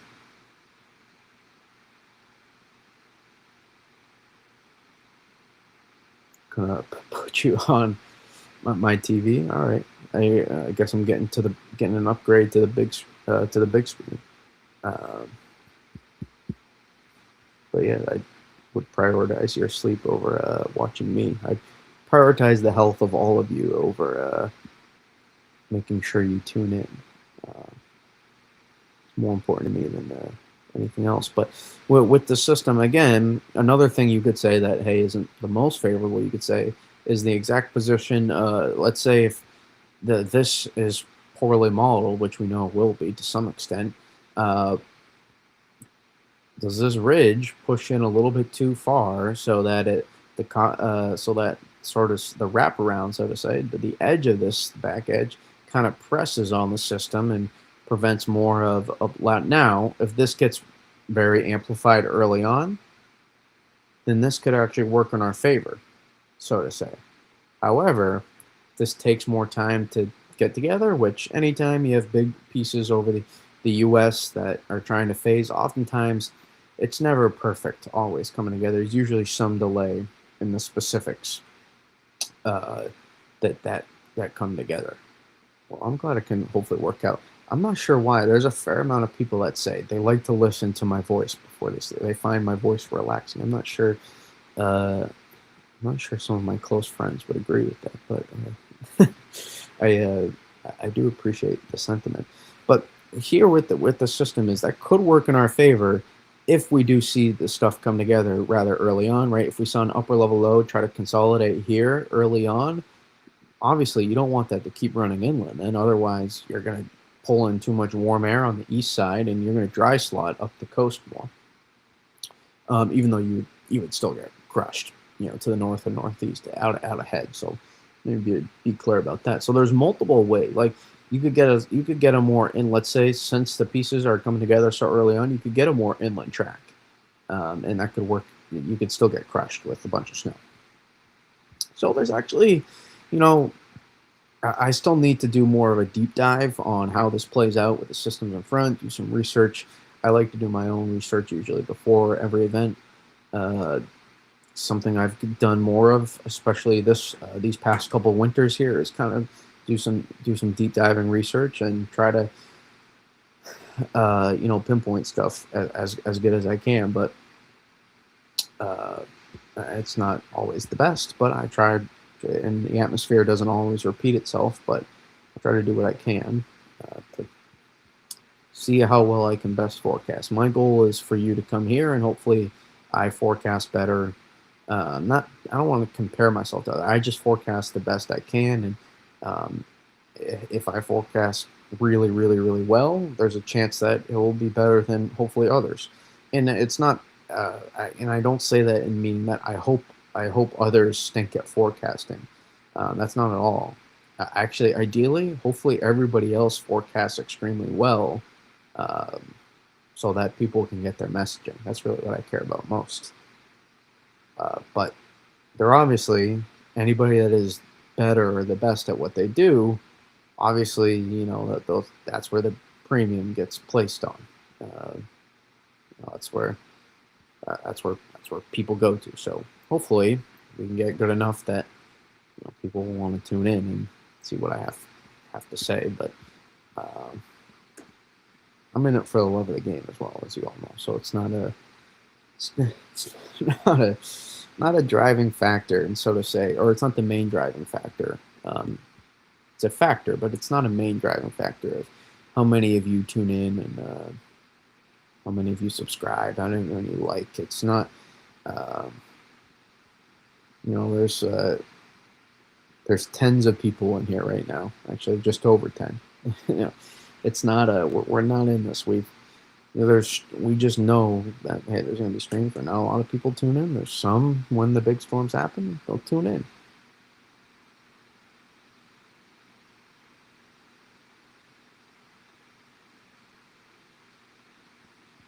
This could be a big storm, so eventually more people could tune in. But we're just trying to, what I was trying to say is, until I do more of that deep research, which I like to do to hopefully better forecast, and as we went into that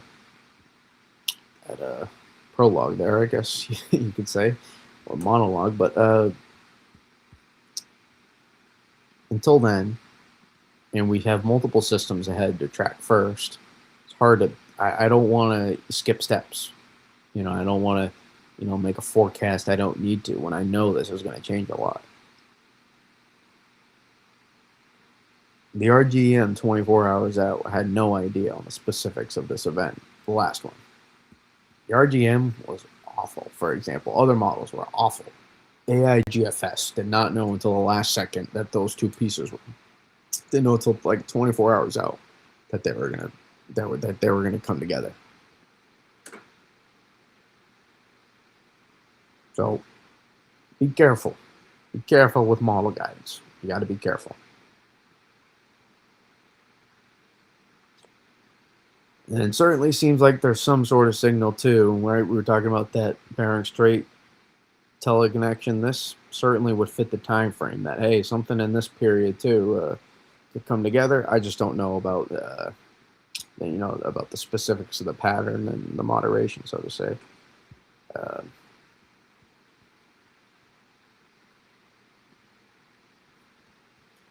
But this could be a really impressive stretch here, guys. This could be a really impressive stretch of winter weather, especially if you live in New England, New York, so to say. This looks like there's some picking up on that way down the line, but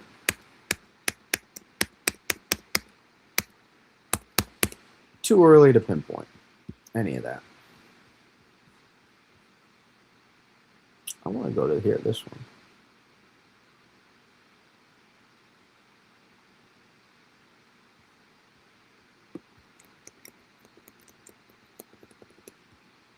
Whoa. Sorry, I got caught in the eye candy. My bad. I got caught texting and driving. It's frowned upon, but hey. Let me do it. Sorry, I'm messing around. I'm just saying I got caught in the eye candy. That's it. I don't want to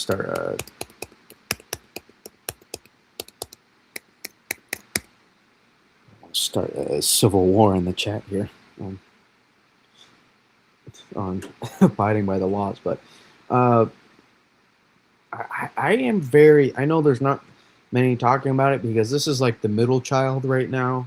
This event here, Friday, Saturday, where we have the closest one that's about to happening, that will produce snowfall, and then we have the one towards the end that is like the biggest eye candy that we just got caught in the mixer looking at. This one is very intriguing though, and I think there's a decent ceiling with this event too. I'm not sure how high specifically, but this one is intriguing. But there's a little bit more variance with this as well, because we have to see how. Oh, sorry, I hit the mic there of the laptop. Sorry if you heard that. But this one's very intriguing. This one is very, very intriguing. So beware, and then this one may be able to have a slightly more southern reach on, maybe not so much more in terms of accumulating snowfall, but this one may be able to have a little bit more reach in doing so. And I'll show you here. Let's go to the 2-day output with the system. Like that's a strong signal. It's a strong signal in that time frame. And there's the next one on Beyond Back. But you see what's going on here in the ensembles? Like, that's the previous run. Like, look at that change. Run to run. Like, there's 0, there's 18, there's 12, there's 6, there's 0. It's going all over this. So there's no clear-cut signal. This will change 5 hours from now when it rolls out again. So you just keep that in mind. But back into here, closer, this is intriguing.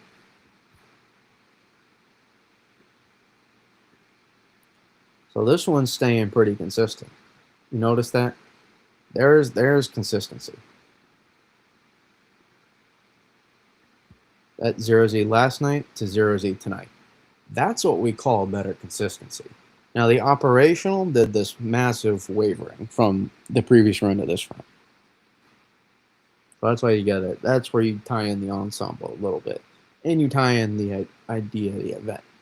But again, this does not control our forecast. Just because we talk about the model and we refer to it, it doesn't mean that's the whole entire forecast, which we can do here on stream in video format much more easily than a simple post,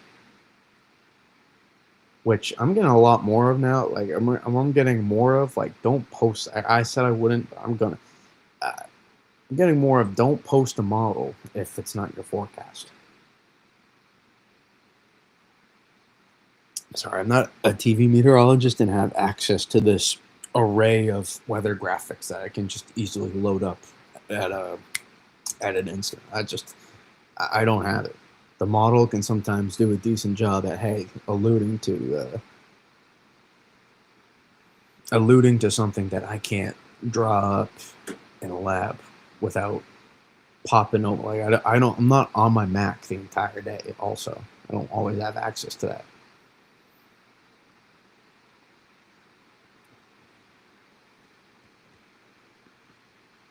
like people need to read the posts. Like you gotta read. You gotta like we gotta start reading people some of this stuff. I'm sorry, I'm not.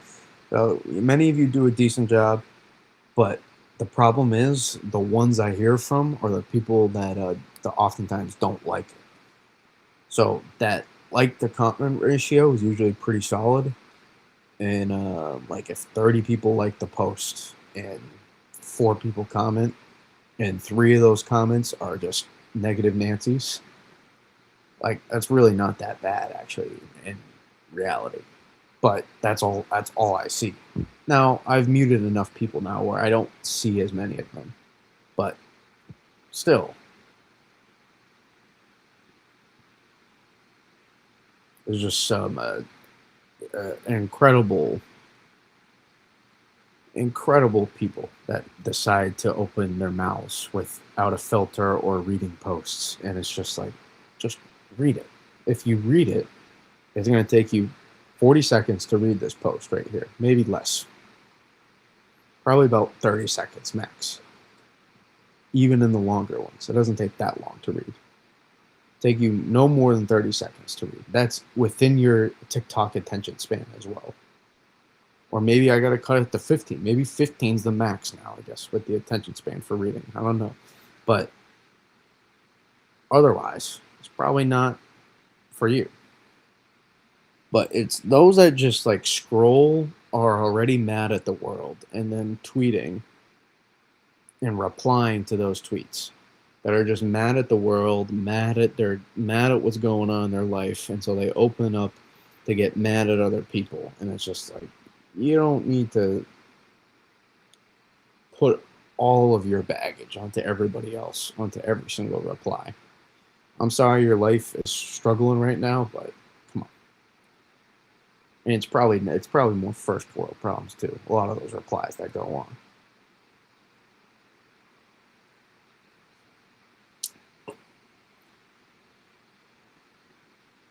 It's a little sidetrack, but still relevant. I got to be able to say stuff online. I gotta be able to say some stuff, and then not every single post be like some controversial. But I guess when you get more followers, I guess that's what comes. I don't have the most amount of followers by any means, but what, like maybe, let's see, we have 1.65K on here, and about 9, almost maybe 8.9ish. I don't know, some 8.9 on X. Let's see, yeah, it's 8.9. And again, that's not a ton, but it's enough. It's enough so that, like, anytime I post something, it usually is able to work its way into the void of people. It's just enough for enough people to work their reply magic. So can't control what they post, though. Can only decide how I respond and react and act to it. But I am human. Keep that in mind. Here's I'm going to show you this GFS ensemble, Total Snow. This will, I don't necessarily agree with this as much, but hey, it's an ensemble, and people look at them, and I'm sure they value. This is probably a little bit more accurate, but you can see the signal. The Canadian is more on the second one, more than the first one. Not sure. It's a little interesting, the ensemble there on the first one. And does it pick up on the next one as well? And boy, does it ever. Canadian all in on this one, baby.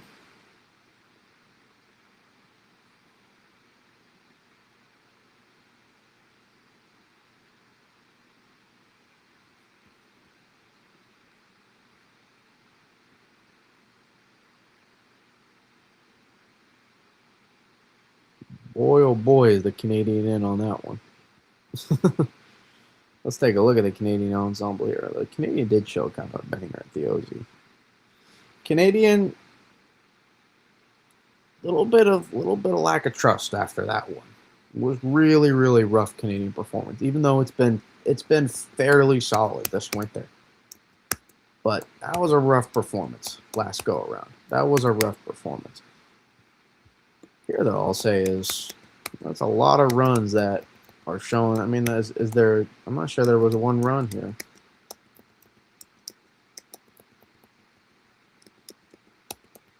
There's not. There's only one that doesn't show a snowstorm for that system.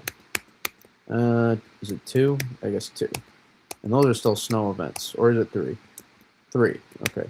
Well, that's just bad math by Brady right there.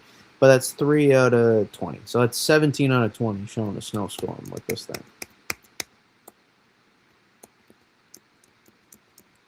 17 out of 20. And the other 3 are snow events. But we all know that's not necessarily how it works. Just because it shows it now doesn't mean that's exactly how it will evolve. But that is an impressive signal. So it means there's definitely some merit. There's something to watch for. And again, one thing I do like more about some of those previous ones, people will say, "Oh, last winter or this winter, there's been some, phantom blizzards or whatever." It is what it is. Always, every single winter, there's model runs that are 5-6 days out that don't end up verifying. It's really every winter, but people will latch onto it more as just only recent. It really is like every winter. There's always something 5-6 days out that doesn't come to fruition because it's model runs. It's not the end result that hasn't happened yet. But compared to some of those previous ones, say just at least this winter especially, uh, your energy is not getting dropped in out here in the central U.S. and then having to take a late turn. It's getting dropped out way out in the west, and then the trough axis actually gets to go neutral sooner, and then it's a matter of energy consolidation. So I at least there's one thing that if there is to have some promise that I would say, but that doesn't guarantee. I want to be clear, that does not guarantee anything. I really would like to do a deeper dive before saying, hey, I absolutely favor a big snowstorm happening, especially when we have two storms to track before that. Keep in mind, we got one in 36 hours or so. One's coming in 36 hours. I should try to get a threat map out tonight.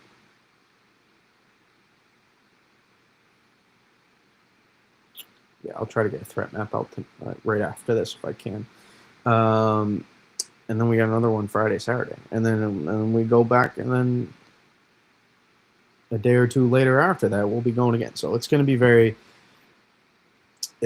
very tough to nail every single one far out with such confinement. 4 systems in 8 days here, guys. That's a lot. That's a lot of tracking in a short time frame. It's 4 systems between early this morning snow event or yesterday morning snow event, whatever, and potentially into next Monday. Busy times. Busy times. Ensemble. That's impressive, though. But not the first time I've seen something like that. It's not guaranteed.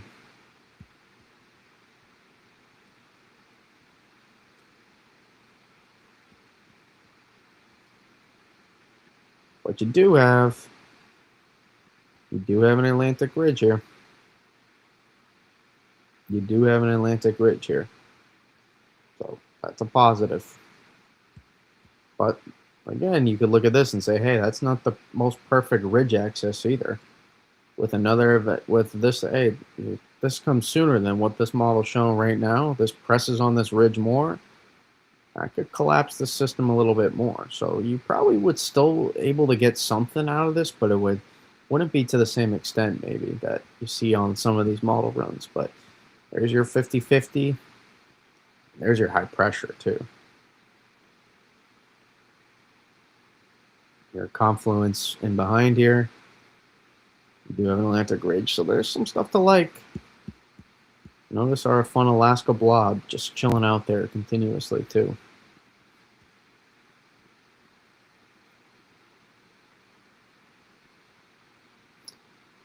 Anybody in the eastern U.S. loves a good Alaskan blob.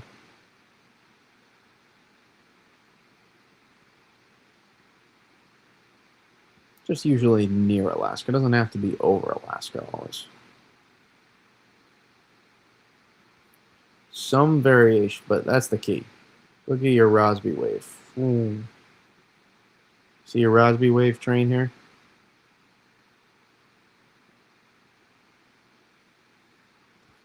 Let's zoom out here.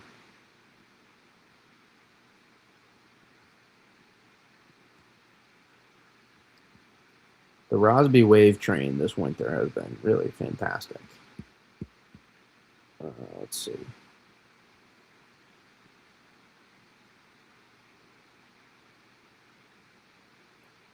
You really could draw it like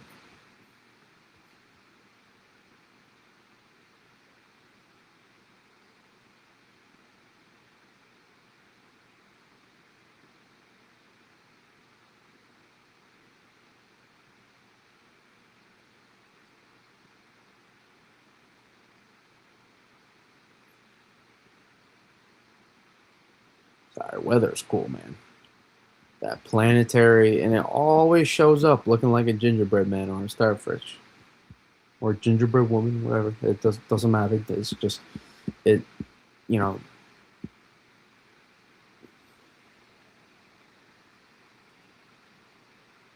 Your starfish, we'll keep it asexual.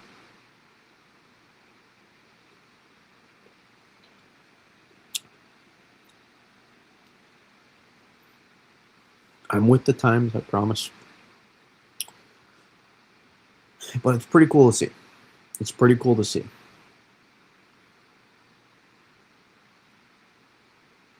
And then within all that is your polar vortex.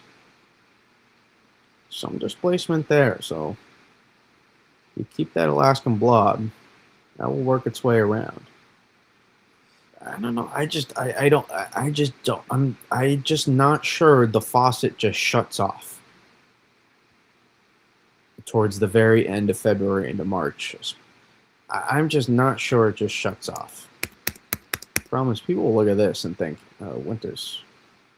That's not a, in my opinion, that's not a winter's over sign. But people see that ridging and just assume it is.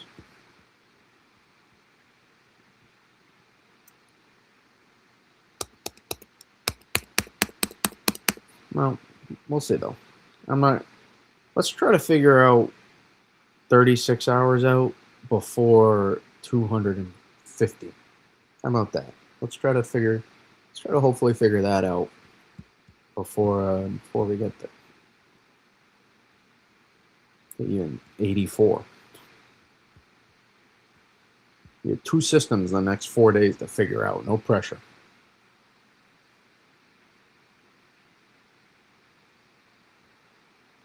Alrighty. Let's look at satellite one last time here. And then we could make the threat map on stream.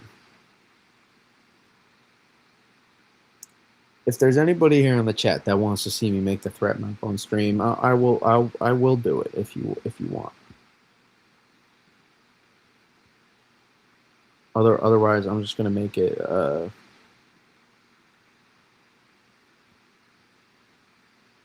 gonna make it right after this as well. But if you do want to see it, let me know. For those that are still in the chat.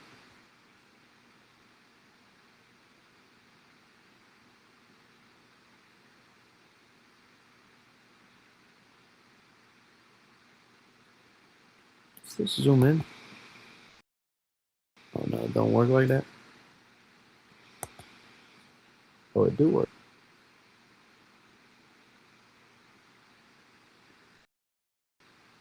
I don't know. My eyes are taking.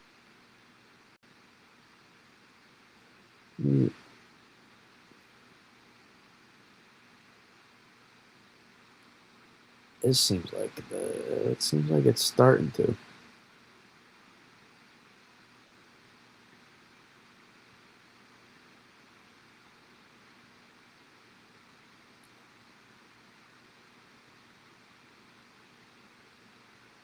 That feels like it right there.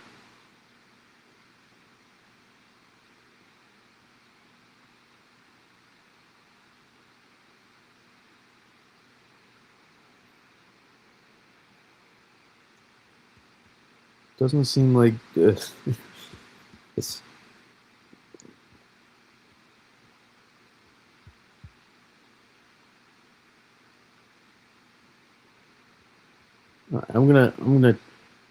I'm gonna put some faith, even even despite the lack of responses, which it's fine. I understand it.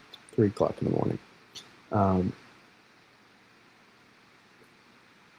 and we're just gonna go ahead and make it. Anyways, let's go ahead and make the threat map here.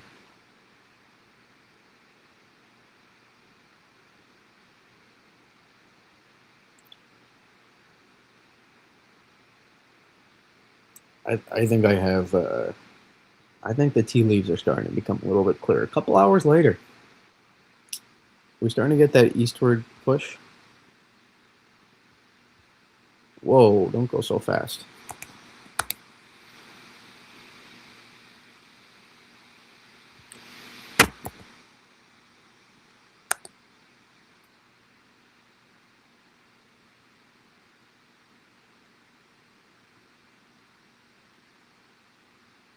Barely. Still a little bit of amplification. All right, let's go and make a map.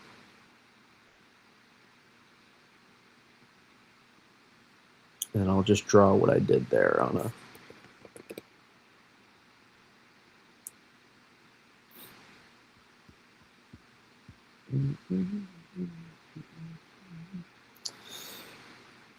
I gotta draw. I hate when I gotta draw it from. It's so much easier when the bottom layer I have to draw is for the entire area. When I get those systems instead, because now I gotta redraw.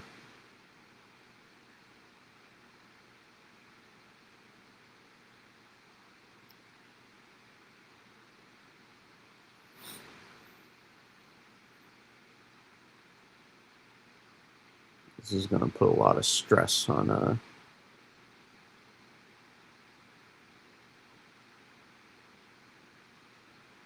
Oh, let's take the pen tool off.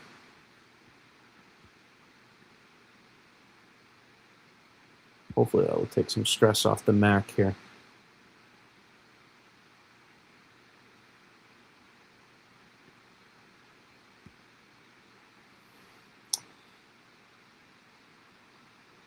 Again, I make my maps for the Northeast and not the entire Mid Atlantic, but a good portion of it, or a portion of it. Uh, we're gonna I'm gonna force quit Photoshop. Now, if it doesn't load, then we're gonna have to do this after. And you're all gonna miss out on the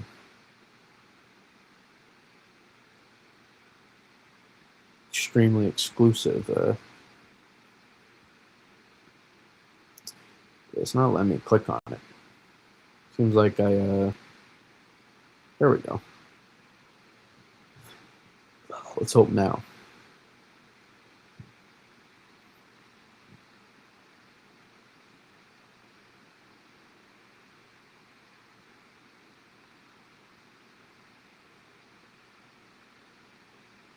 There we go.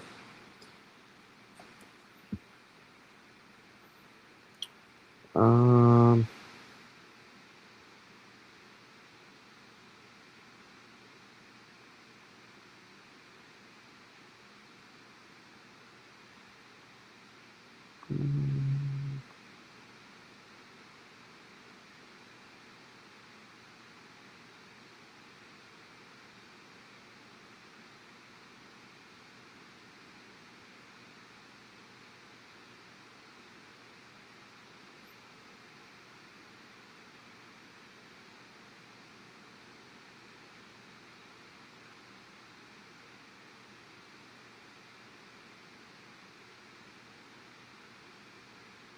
We're gonna use this one.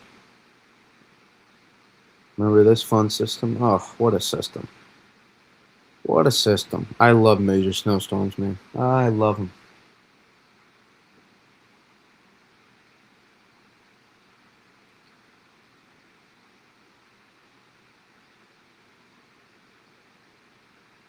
So we're gonna make our threat maps. I know someone's probably just logging into this, and being like, "What? What is wrong with this? What storm is this?"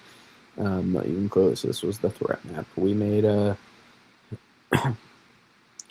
This was the first one we made here. Considering what I'm sure other people were forecasting at this point, not that bad. There were only a few spots here that didn't get double digits, and then we expanded gradually. Again, becoming increasingly likely. We didn't say uh, everywhere would see double digits, but and then we had plenty of threat maps refined more that end up saying 6+ floor or 8+ floor, 10+ likely, 16+ ceiling, whatever. But that's all beside the point because we're going to take these off.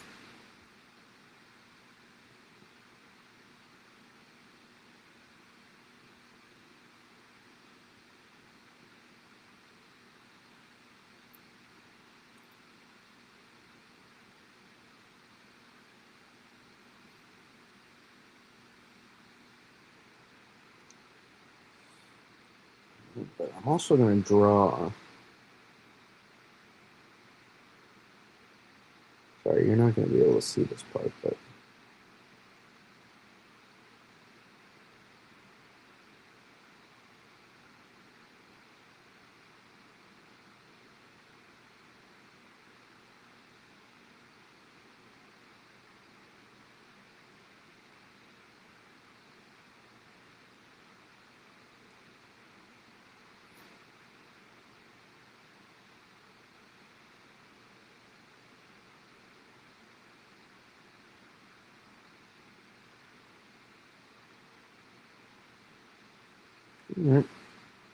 sorry, I had to draw off screen so I could look at this at the same time and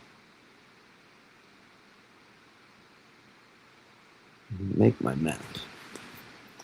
Alrighty, let's make the map. Very nice.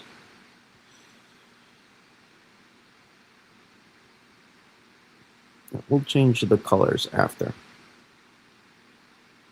We'll leave it on that so we can clickbait you all. Okay. So first, I'm actually going to leave this one because I may need that at some point. What was this one? I don't remember that one. What the frick was that?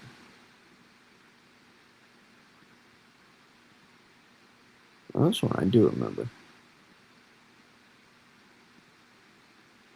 That doesn't have anything.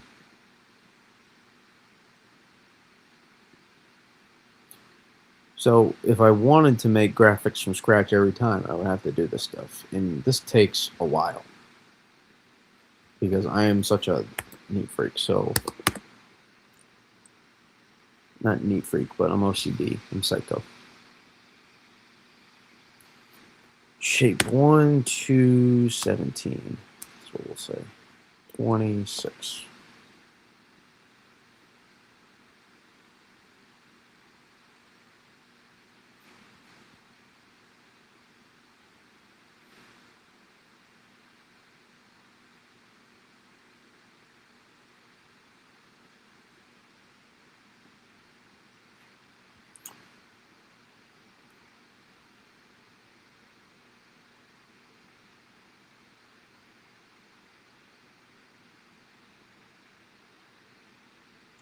For those just joining, I am making my threat map for the incoming system.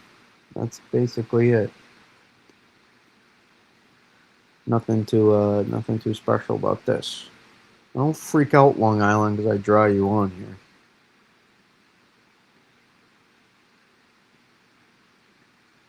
I'm going to include a.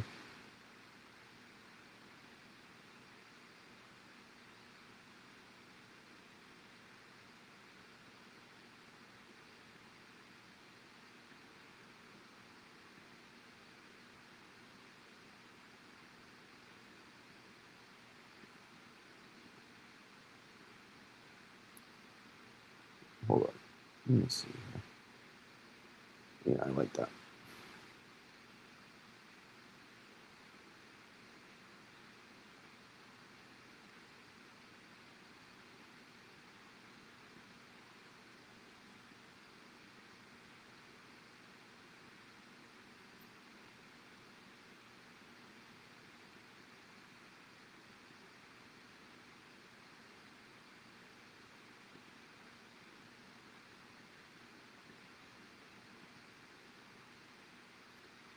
See, this is. We'll go about there.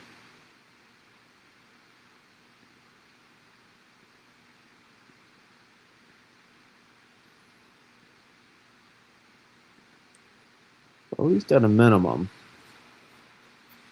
because I have the energy to get one out now. Say we get one, we get at least one map out there.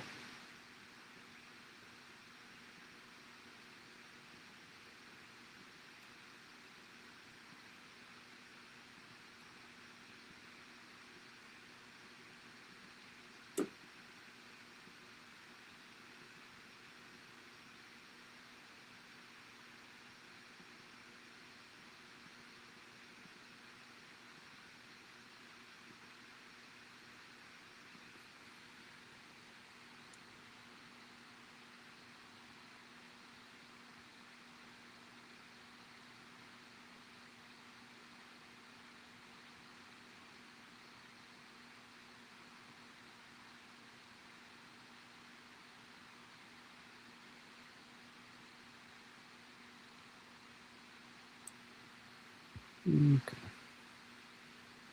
Now, here's the thing. I'm not sure I want to go too much farther. And I'm not.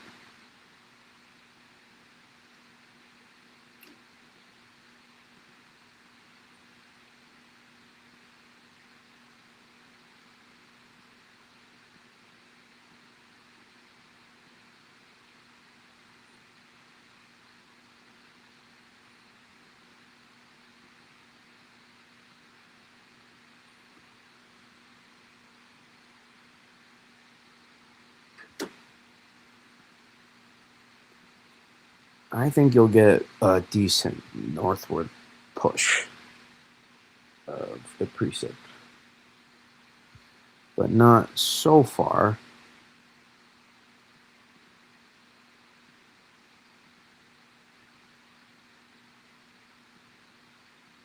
We're gonna go. No,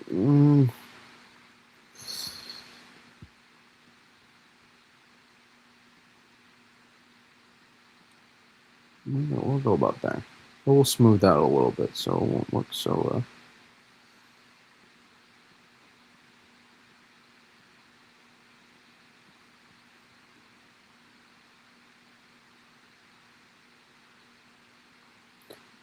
It will be a sharp northern gradient, man, though. It will be a sharp northern gradient. That's for sure.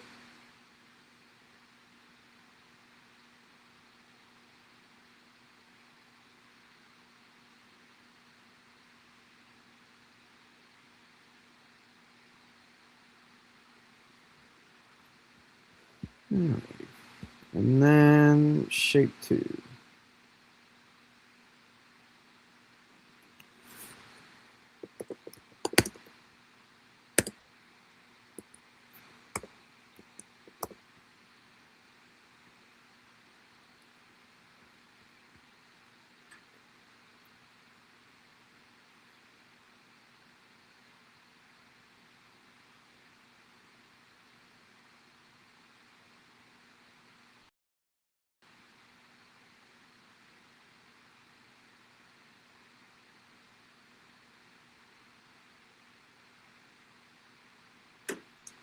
This is the tricky part now.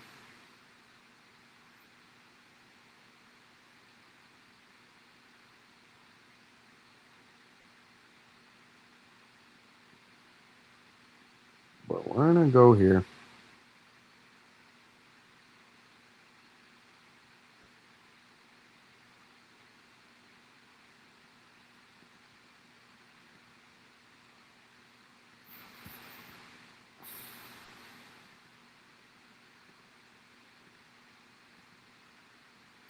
Just do always pushes further north than it can predict on these. Almost always.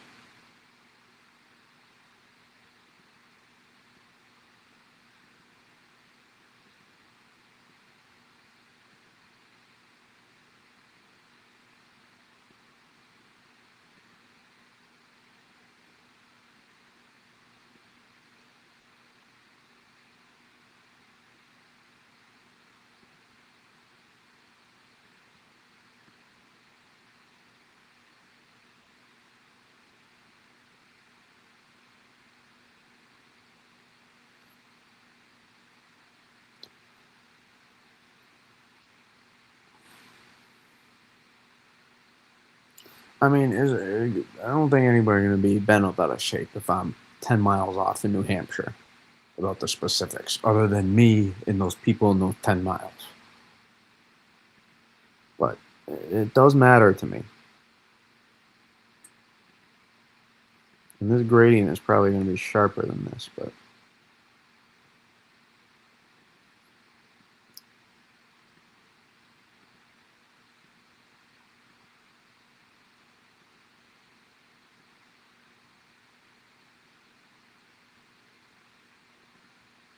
that is sloppy.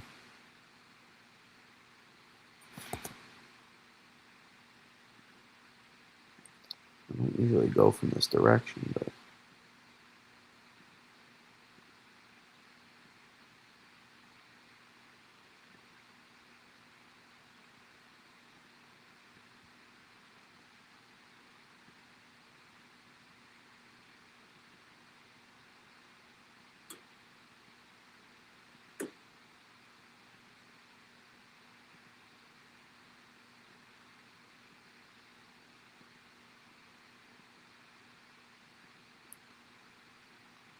and right now, what I'm going on, by the way, is literally what I drew on satellite off screen. So, for those curious about where I'm getting this from, basically it. And I think that could change a little bit by tomorrow, but I want to get something out there.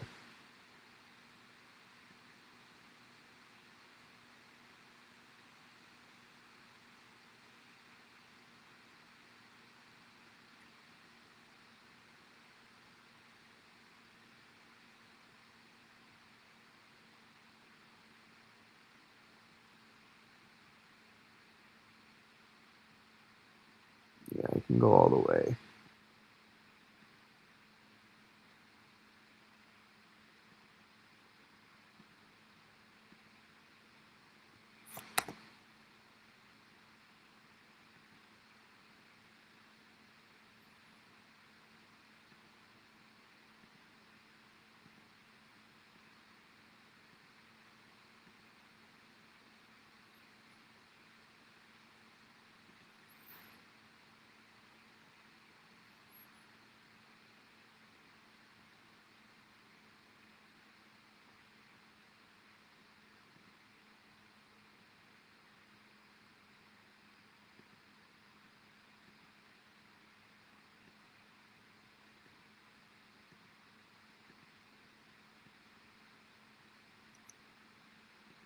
This is what was standing out on satellite.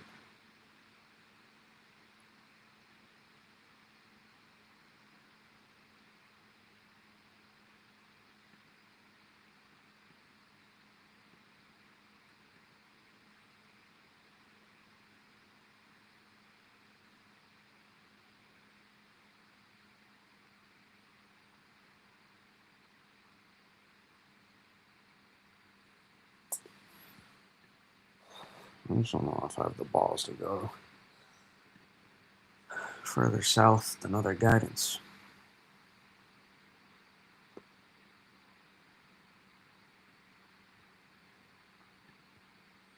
so much more, but we're gonna. We've never been a model guidance truther, that's for sure. But I don't know if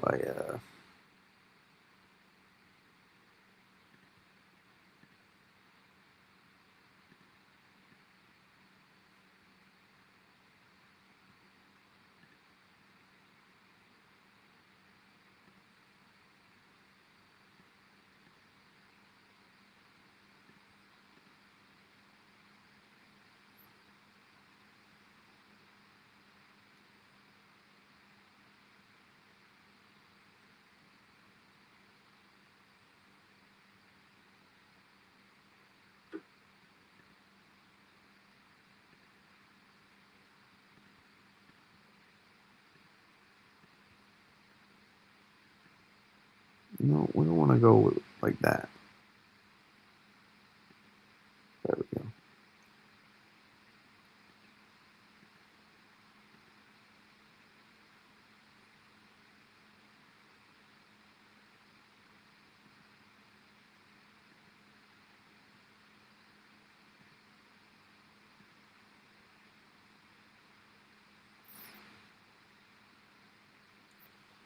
Honestly, the RGM might not be a bad middle ground right now for things.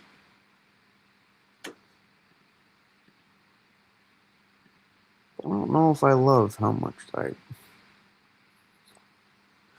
it's just tricky business here. I'm gonna stick to my odds.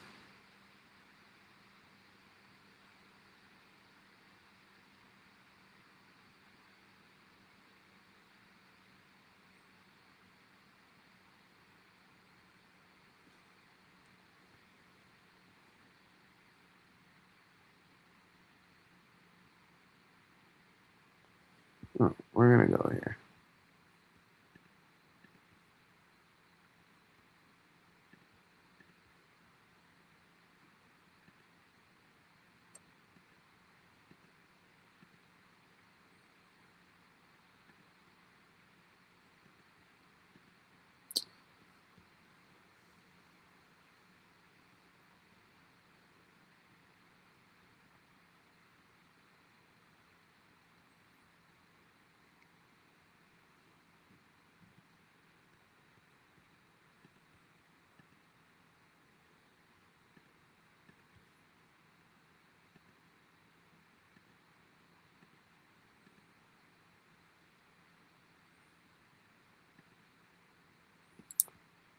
It's just tricky.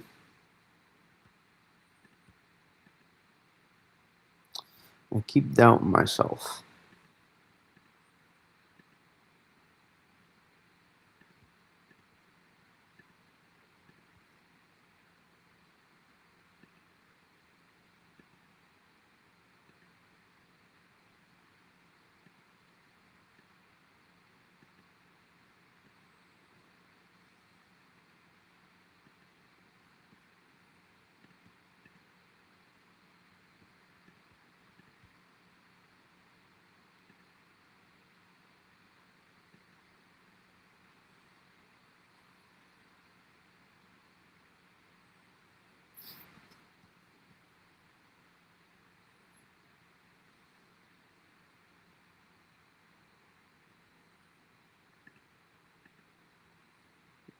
I'm gonna trust it though.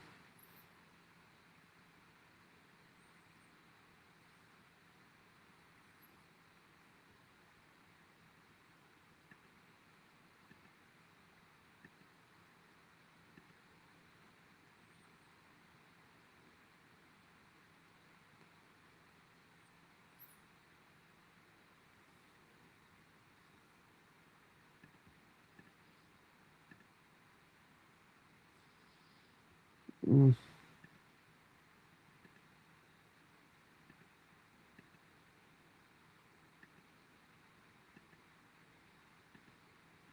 all right. What a winter for the Cape, by the way.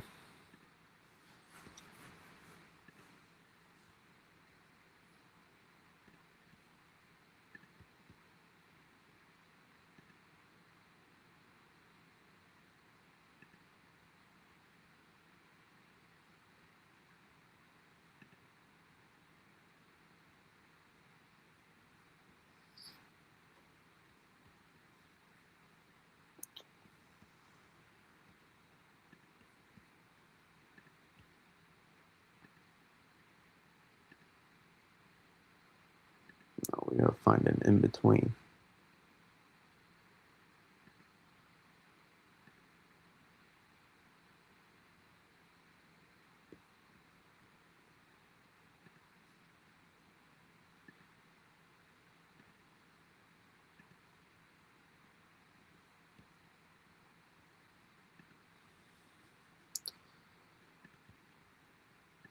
Mm.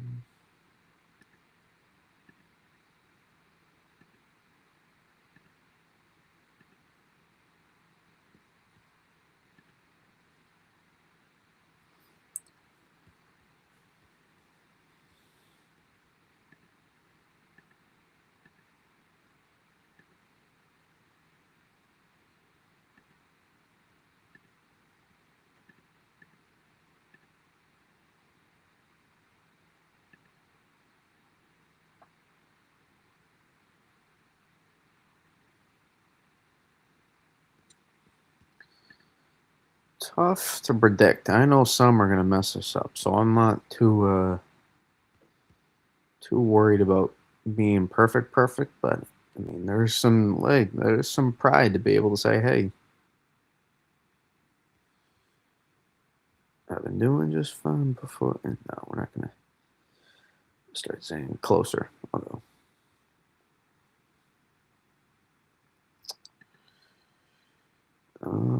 when did we? I mean, we literally did start about then.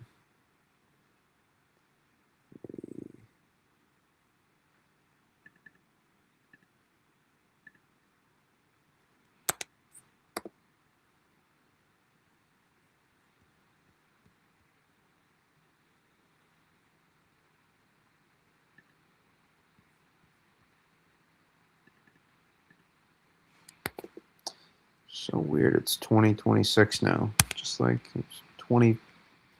Wasn't 2017. It felt like too long ago.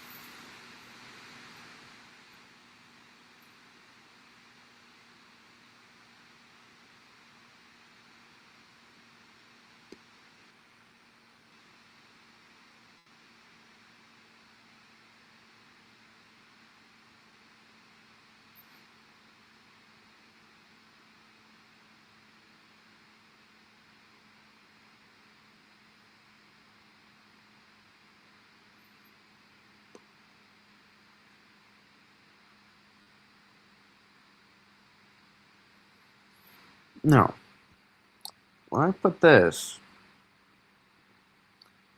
does not mean there's an entire area like the Cape is not probably going to see as much as the Berkshires.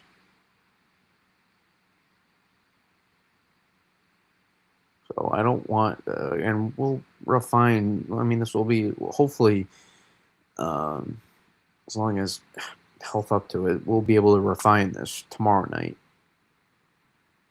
or Wednesday morning.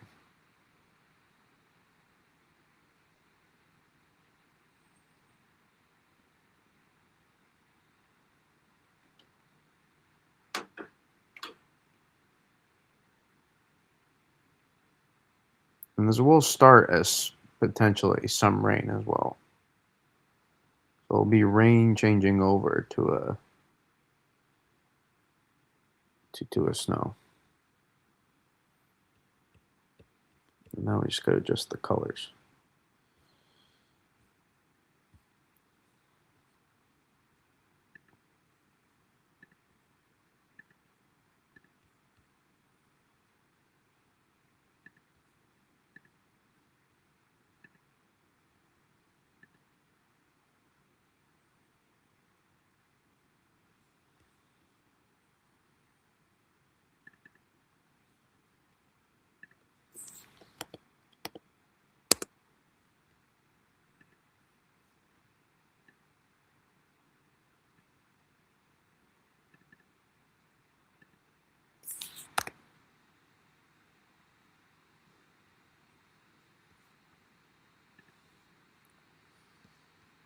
I'm gonna.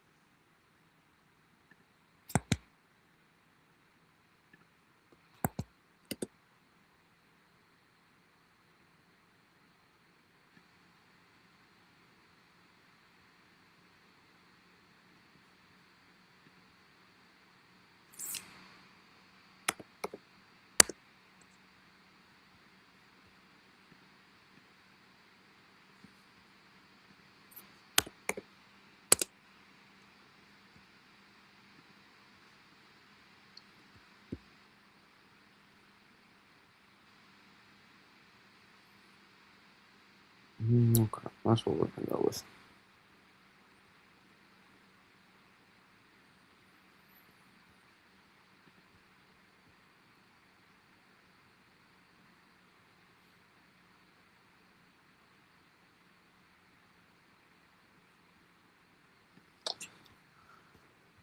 I just don't want this to get taken out of context. So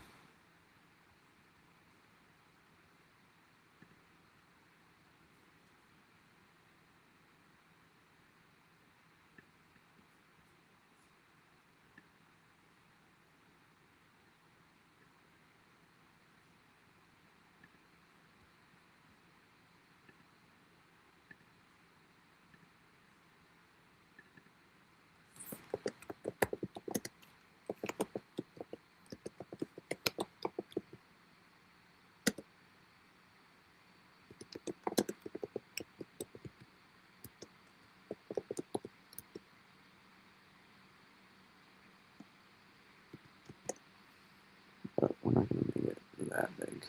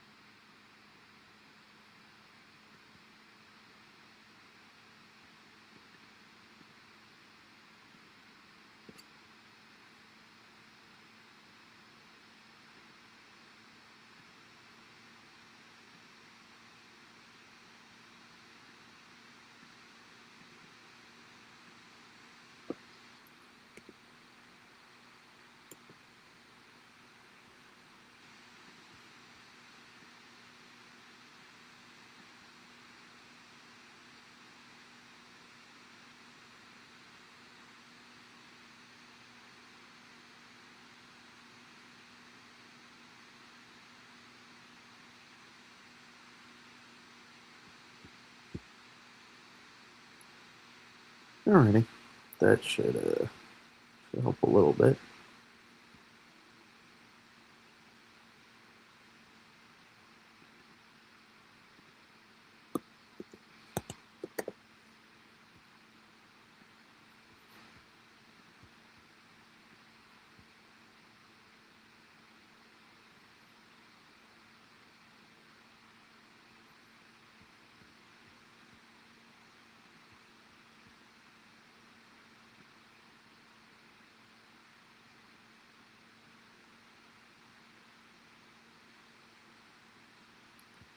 So I don't think any mistakes. Let me know, people, before I do post it. I usually leave one for you all to see, but I don't think there's a. I don't think there are. Besides the map, yeah, obviously besides the map itself, I know. Um, but hopefully you all know what I mean. Still, very good viewership for the map. So considering the rest of the event, the rest of the screen. So now we're gonna go here.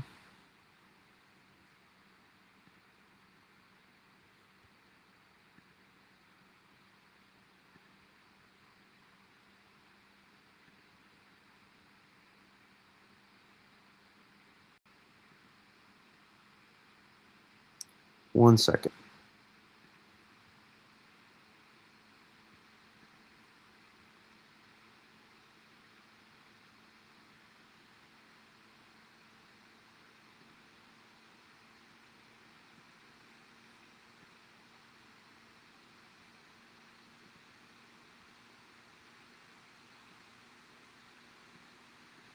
I'm still here. Don't worry.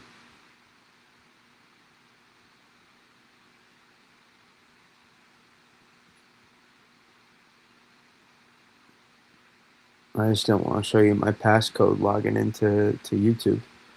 Um, I just re-logging into. Dun, dun, dun, dun, dun, dun, dun, dun, dun, dun, dun. And then post.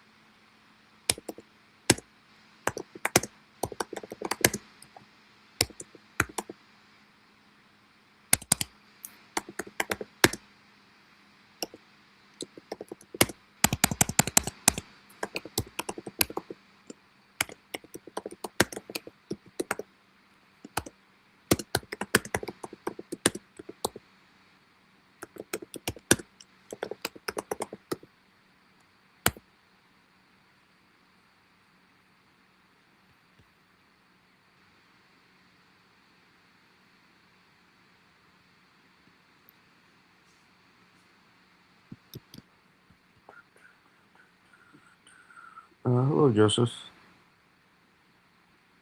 But I'm not feeling great about the Monday.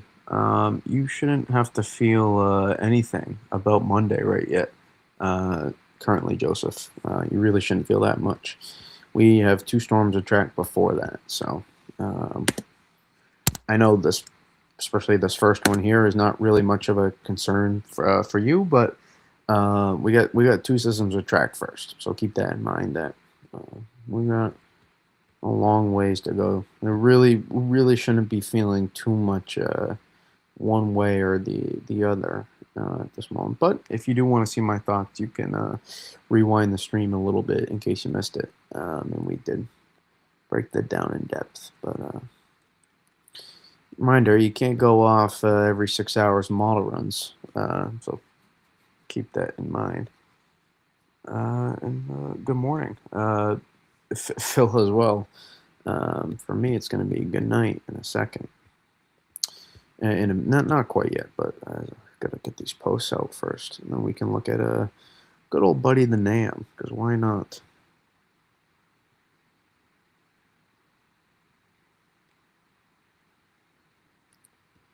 All right.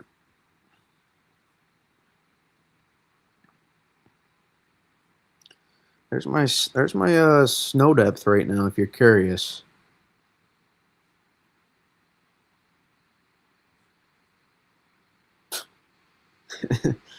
this is I mean over 3 weeks now.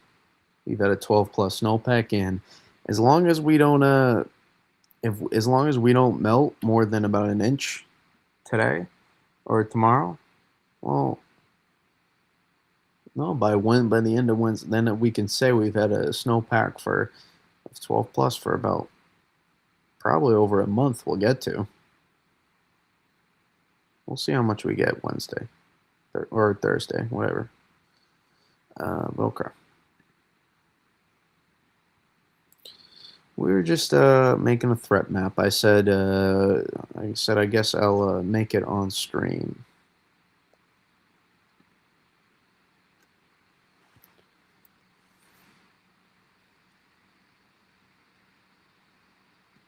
And see, I don't really get a choice, and I have to see these tweets here anytime I come on. So to post something, I prefer not to. Not because the tweets you saw there is awful. I just want to do my thing. That's it. I want to stay in a. This is how I want to use this platform at this point.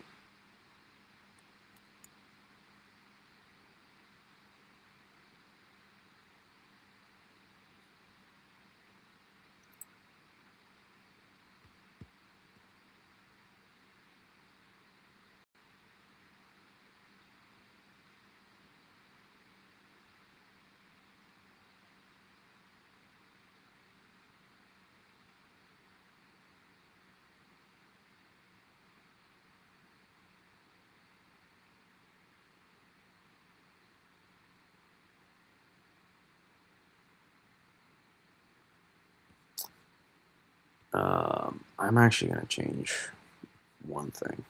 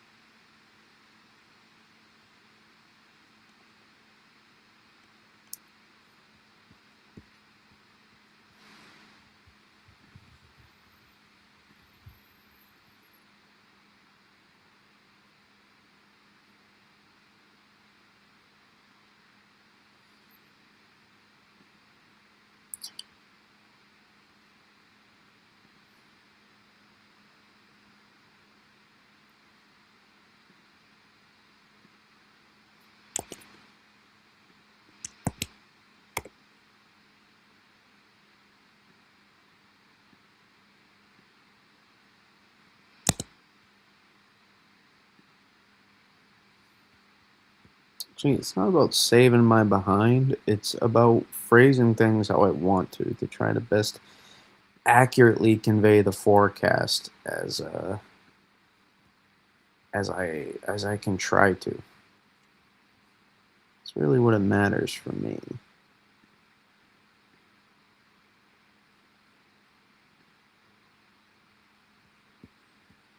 And hopefully people read.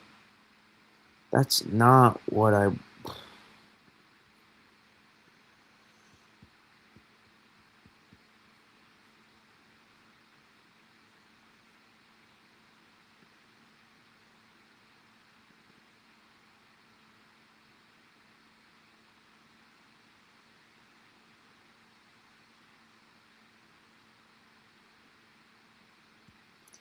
And again, it should be self-explanatory. If you're close to these lines, that there's some variance.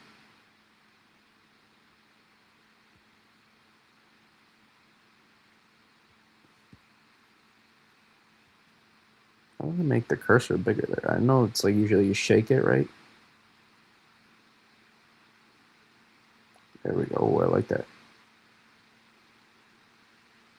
It can be some variance there. But personal voter map for Wednesday, Thursday. We'll get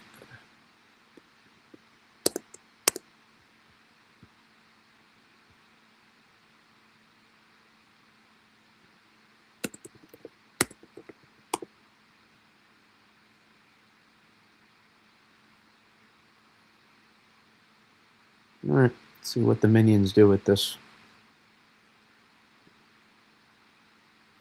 Actually, I'm not going to pin it over the screen, but I will copy it.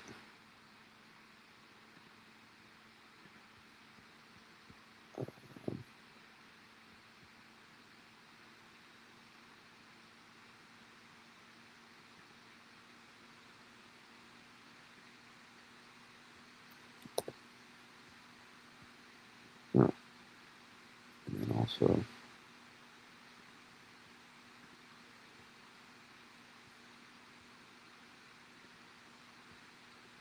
do this.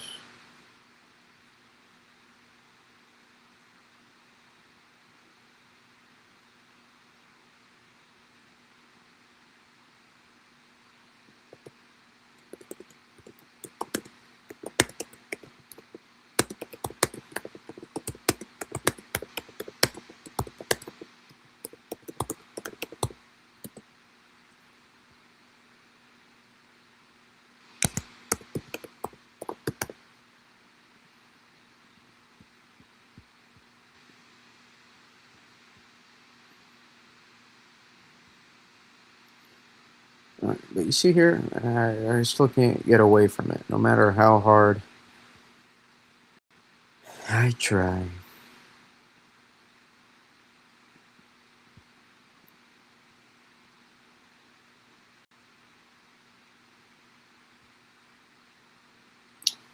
Look at our boy the man, and then call it a stream. A longer stream, but not so long. This will be, luckily. And I can get some needed sleep. We just gotta not go 5+ hours, hopefully. I mean, hey, usually we're going that long. Usually means there's something good going on. But let's see what our buddy boy, the good old man. See how strong the upper level energy is. That's why it's gonna be so strong. Because you're just gonna have you're gonna be closest.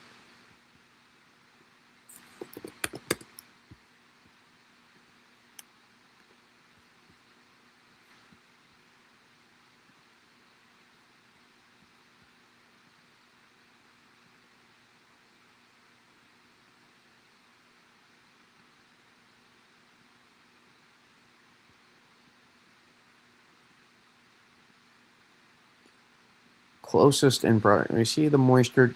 You're close in proximity, amplified. You have this guy coming in. I mean, there's just more juice to it, to put it simply, right? There's a little bit more oomph. However, you never lose that. You don't lose this moisture feed. You have this feed here, and then you have the initial. I mean, that's still a solid moisture tail you're going to have going into the system.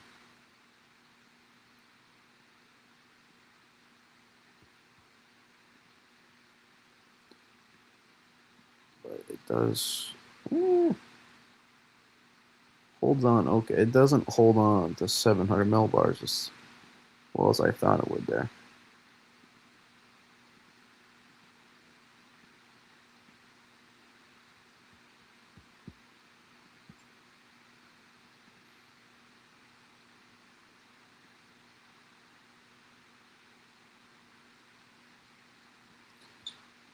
Warm tongue at 850 though, it holds pretty well.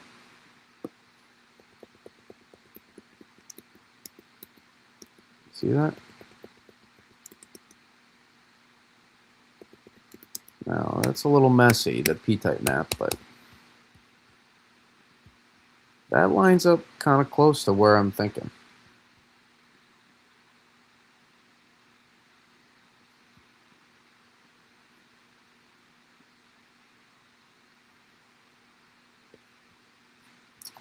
How much? I don't know if that's gonna. If the totals will add up. That may not be so far off, but that's not so far off of where I think. We'll see. I know. I thought there would maybe be a little bit more on this tail edge right here, but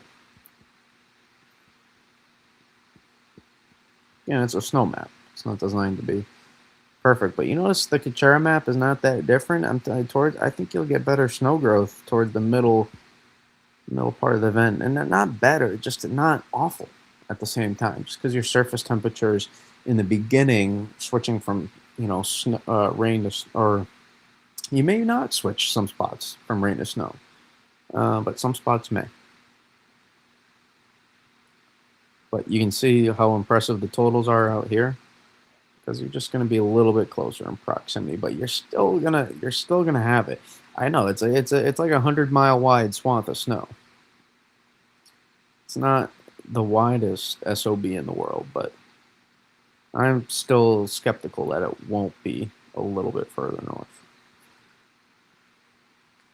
Just you always seem to get a solid northern push here in these events here.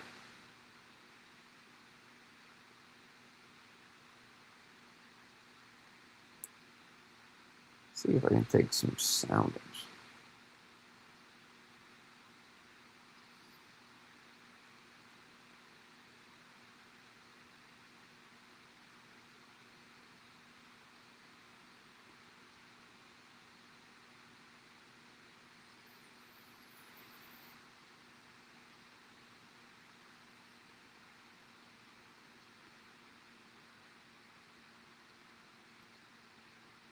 Do want to the biggest thing I will see is how well do we hold on to how soon do we dry out with this system is something I'll be watching.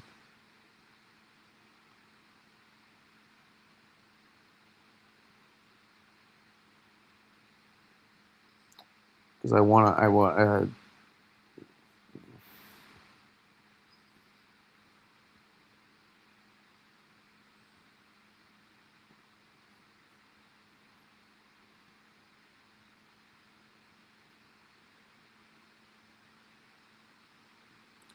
you see that that's a narrow area. Whoever gets into the best, whoever holds on, whatever.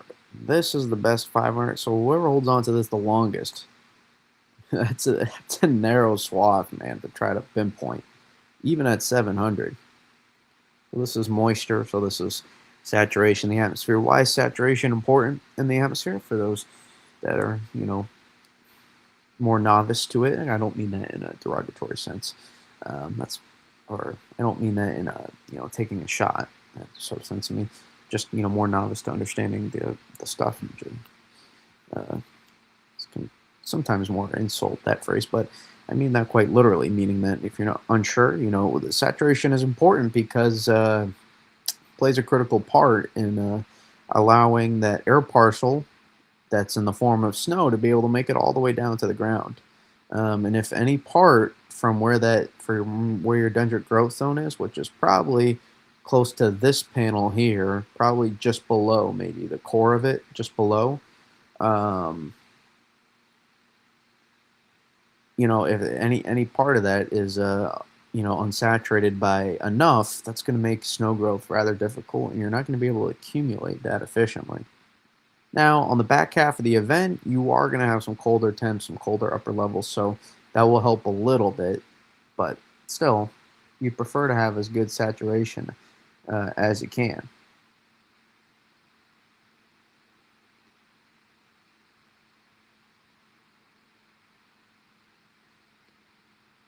And then it's about also having the best lift to go along with that saturation as well.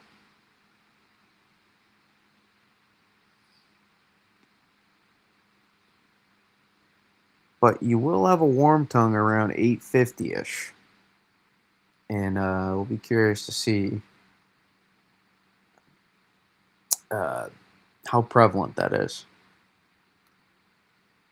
But I do worry that when we dry out here at 500, that could limit the ceiling here a little bit. But if you get hours and hours of snow before that, so maybe the timing here, it maybe just depends on the exact timing. To be honest, more so than anything else, I was thinking this of more of a Wednesday, more overnightish. So, and this could be just more Wednesday evening. So, that could be more of a my part, so to say.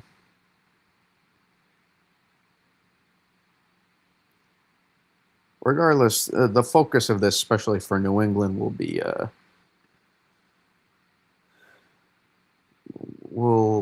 Wednesday p.m. into Thursday early morning, maybe roughly.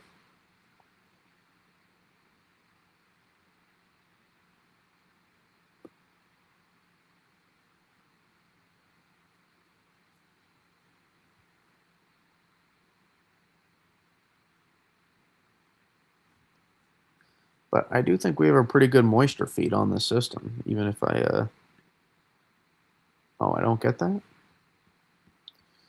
You gonna take that away from me? How dare you?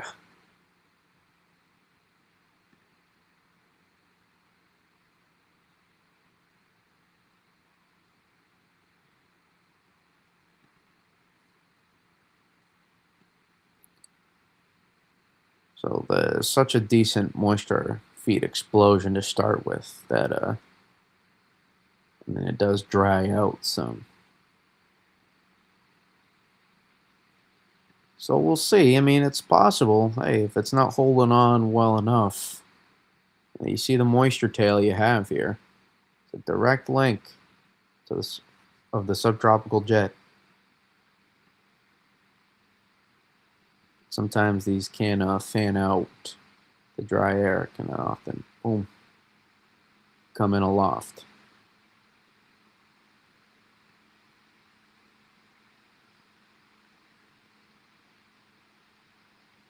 Won't define the event, but will be something I'm watching.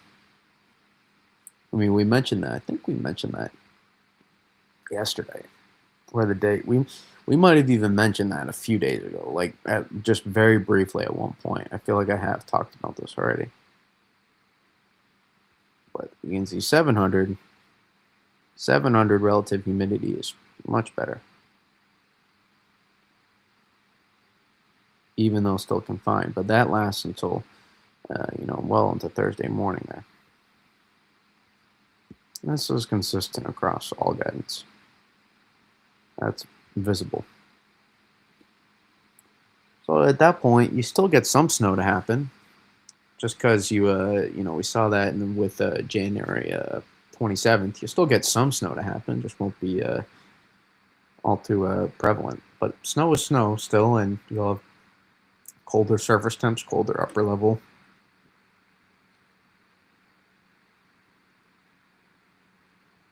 Even though it won't be as notable at that point.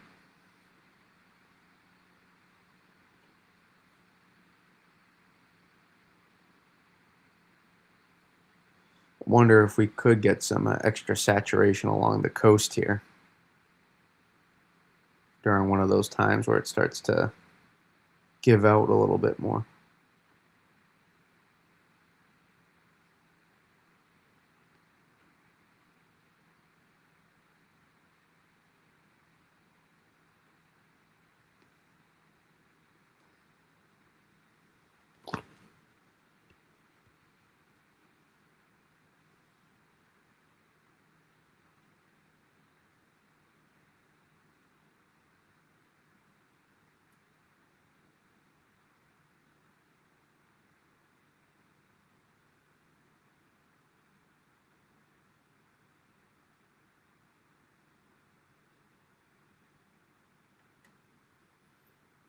there will be some thin margins. There will be some thin margins. So there is we'll